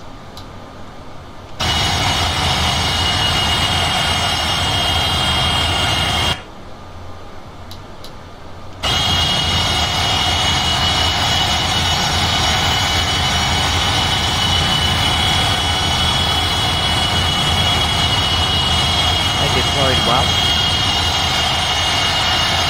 It took a while, but they deployed. Yeah, I don't get the light things. There's obviously something I'm misunderstanding about it. Maybe someone will have to watch this back and tell me where I've gone wrong and right, and why it sometimes does work and doesn't. Again, it could just be the mod and the aircraft. The reverses don't show either, so again, it's just one of those things, isn't it? We're going to use our chart there as a little bit of reference, and here we're going to just go direct, I think, to final when the time comes. So we're going to extend it all the way. Oh, actually, I've gone through the wrong one. We should go to number 4, and then that gives a nice long approach, hopefully at this altitude as well.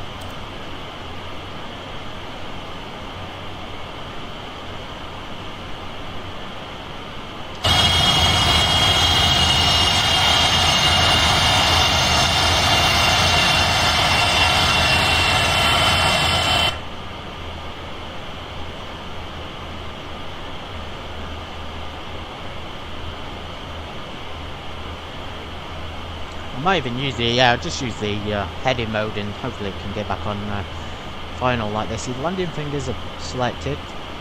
We should approach and intercept the ILS thing because the VOR1 is on. Sort of pointing in the wrong direction to the airport though. So VOR2 is pointing in the correct direction, it's just the VOR1. So we've probably not picked up on the ILS just yet, and it'll probably display somewhere here, I'm guessing. This is all new, still new to me. Like I say, we'll probably never master it, but there it was. The ILS thing came alive and then vanished. Yeah, I won't master it. I'll just get to the point where I'm comfortable flying it, which again is probably a lot of work to be done with anyway. Let's slow down. We're going to check our landing speed once more. So 300 kilometers, 330 clean speed. To slow down, we've got a bit of flaps. So let's slow down to 400. Let's go back down to 4,000 feet. Закрылки выпускаются синхронно. This should hopefully go to 28. Well, it seems to have gone down to 30. But that is 28. Закрылки 28. Oh, it even says it. Закрылки 28, so flaps 28.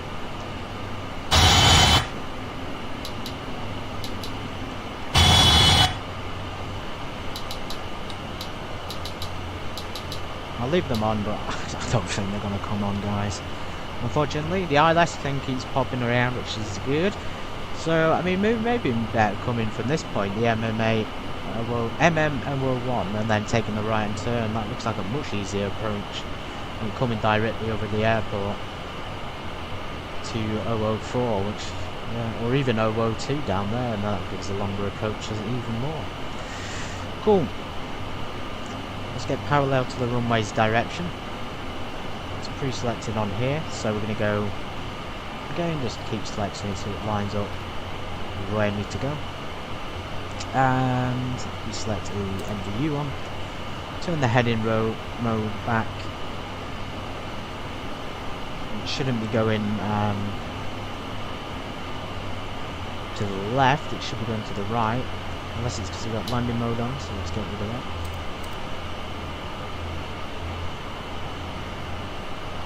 No idea what's going on with that, it's going a bit off, maybe the ILS has mixed it up, maybe the turn was a little bit too steep for it.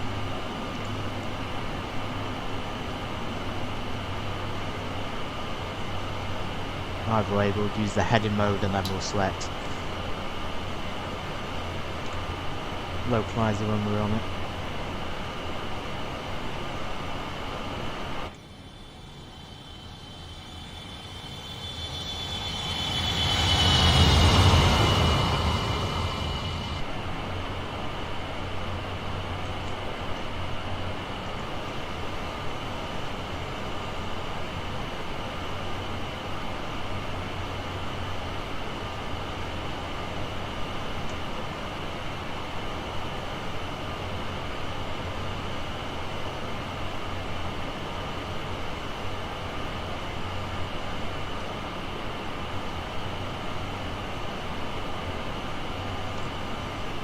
Only one airport here, excuse me, one runway here, it's not too bad. We got the VOR2 there, the DME and the VOR2, so they're both referencing now, they're both lining up. I believe there's another switch, so we've got the landing thing activated. I forgot to do it on my test run, but I think this is the one you're meant to have switched on, and then if we click that, it should now intercept the glide slope, the localizer, which it seems to be doing. We're going to turn our head into 114. Runway 11. Tupolev 154B coming to land. B2.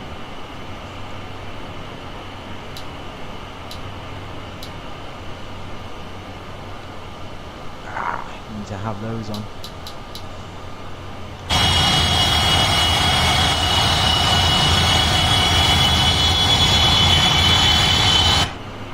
See on the lights there, it's as far on it.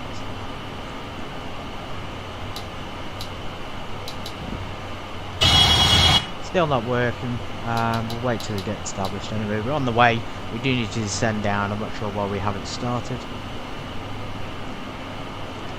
ILS glide slope there. There's the vertical one, so thankfully it's coming up.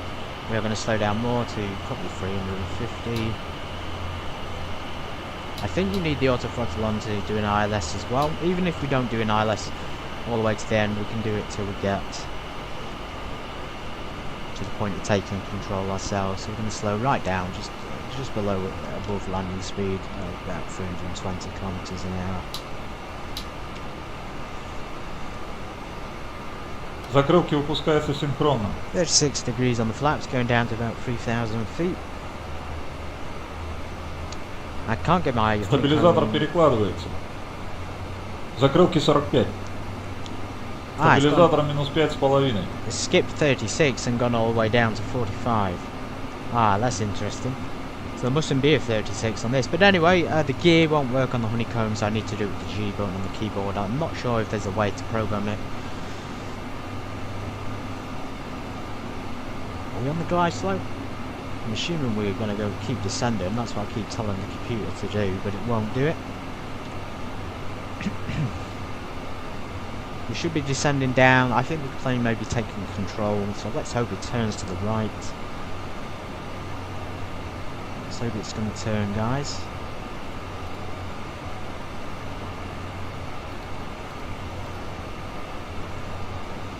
Should be turning to the right any second.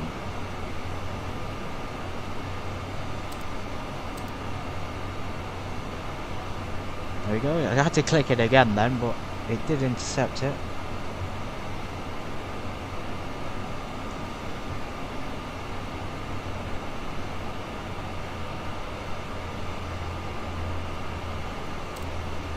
Bliss, glide slope. I want to get at least established with the autopilot and then take control. I'm descending very fast now. Впереди земля. Впереди земля. Впереди земля. Vпереди Very земля. quick on the descent. I wonder if that's the Впереди autopilot that's земля. messed it up. Or if it's the glide slope thing that's doing it. Let's leave that selected and maybe it'll intercept too. Опасный спуск. Опасный спуск. Опасный спуск. Тяни вверх. Тяни вверх. Yeah, trimmed it really strange then. Maybe because we put the gear down. Can see the runway anyway. We have gliss on. Gliss is on for glide slope, so we're obviously intercepting it. Yeah, the autopilot went a bit skewy then on the. Let's hope it does on the glide slope. So hopefully it should follow it. Oh, that's the fuel thing again.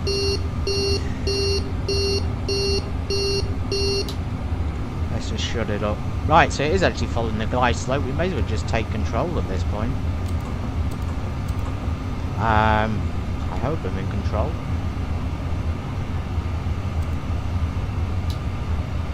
Get rid of the auto throttle. Let's do this hand flown, shall we? Still no landing lights working. Need it on as well.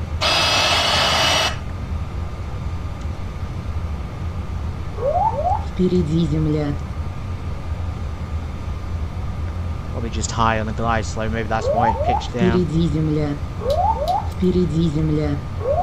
Впереди земля. And around the UUDD, Тяни we are вверх. about to land. Впереди земля.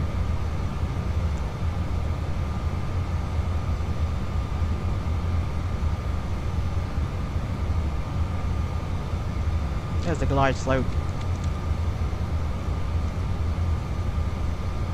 Here's how much power we need on this landing as well compared to a 737. We need almost 90% on our engines.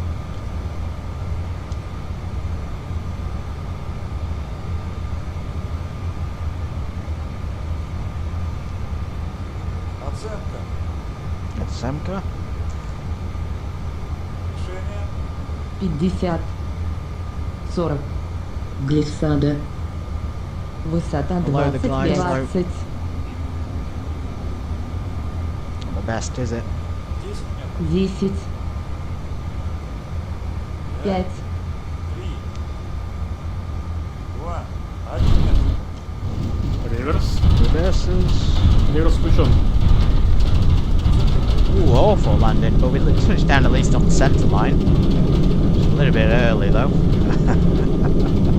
What a great flight, everyone. What a great touchdown. Ooh, get in there. Disengage there and we're just doing manual braking from this point on. Brilliant. I'm just so glad it didn't crash the bloody thing, otherwise that would have been a bit embarrassing, wouldn't it? Anyway, flaps coming up, the landing light's useless, so we just use the taxi lights. Oh god. Let's get the nose Убрать whistle. механизацию. Фары выключить, убрать. Свет колесный. Разворот 63 включен. Разворот 63 включен. Autopilot's coming off. We didn't even need that at the end there. Probably better off just doing a hand flown approach. Oof. The approach was alright. It was a bit of a 3 out of 5 job there, and then, you know, good. Закрылки-предкрылки убраны, стабилизатор 0. Brilliant. And then the landing there, a little bit low, a little bit all over just because the autopilot messed us up on the descent. But overall, very, very good. Very, very good. For an old plane like this, it handles extremely well. Right.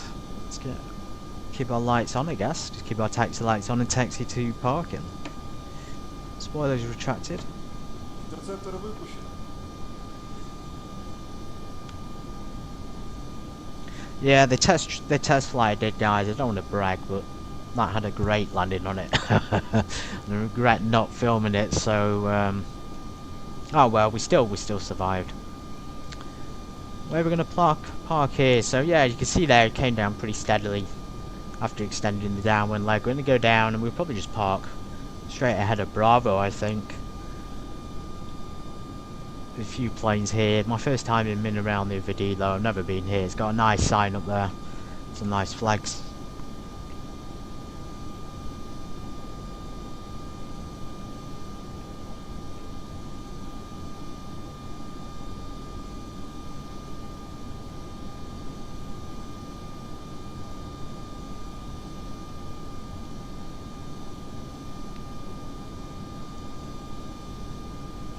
Of course, we should turn the anti-ice off. Want to set our plane on fire. Same thing with the pitot heats. PPD coming off. Probably turn the window heats off at this point as well.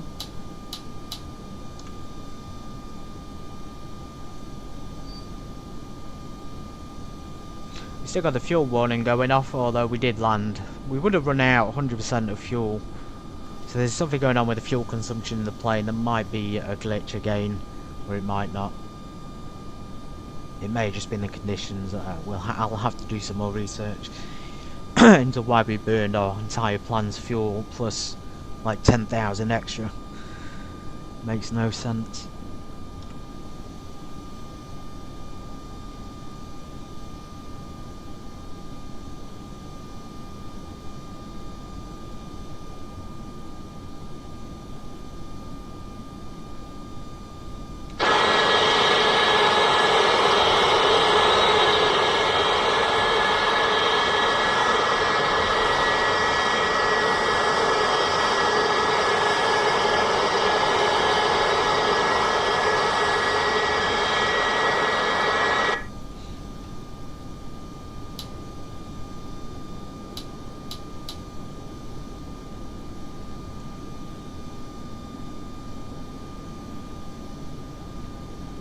I think I've lost the taxi line. Where is it?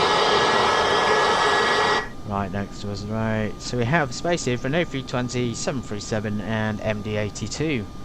I'm assuming this plane is probably bigger than the MD-82 even. It's got 3 engines, so this is probably on par with an MD-11. Yeah, it looks like it. There's the stop right ahead of us. Let's just go right to the end. I think there's a GPU there as well, so that's nice.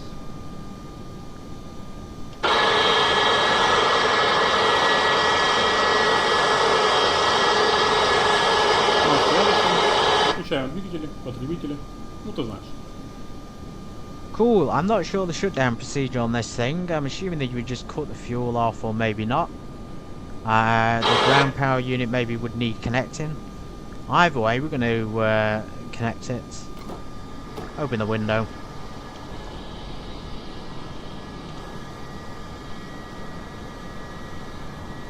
You have to shut the engines down for this.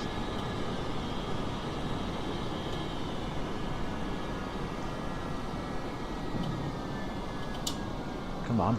Fuel flow cut off. RAP should be available to us. It is connected, we'll probably just have to wait. Anyway, all the lights can come off. Beacons, leave the navigation lights on for attractions. Passenger doors. Stairs, of course.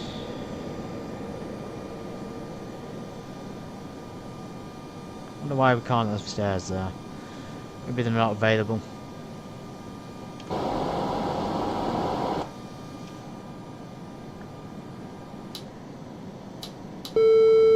On ground power. No ground power available. Right, I won't bother shutting the whole thing down. I'm going to be honest, I'm not too sure what order to do it in. So, yeah. We cannot let them get out with stairs. Maybe we need the chocks on. Let's do that. Yes, of course. Grantham's not thinking about it properly. The GPU power is coming on.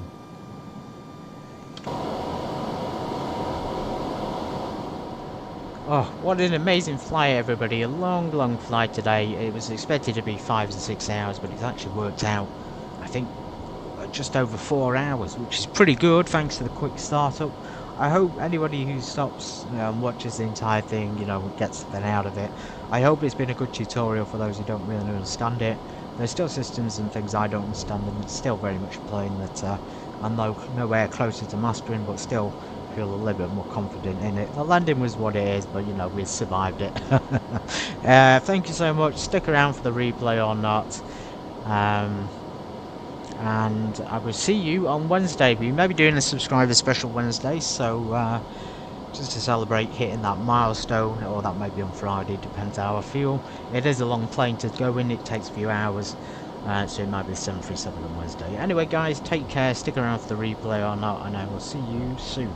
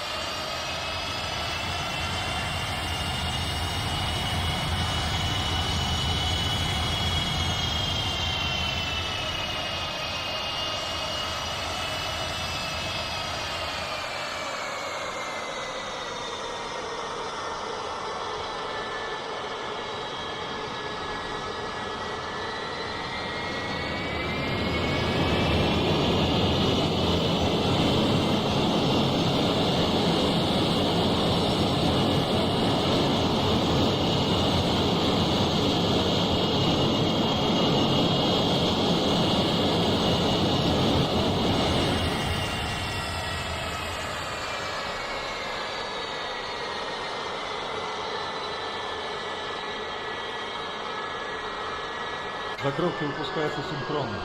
Девятка подключена на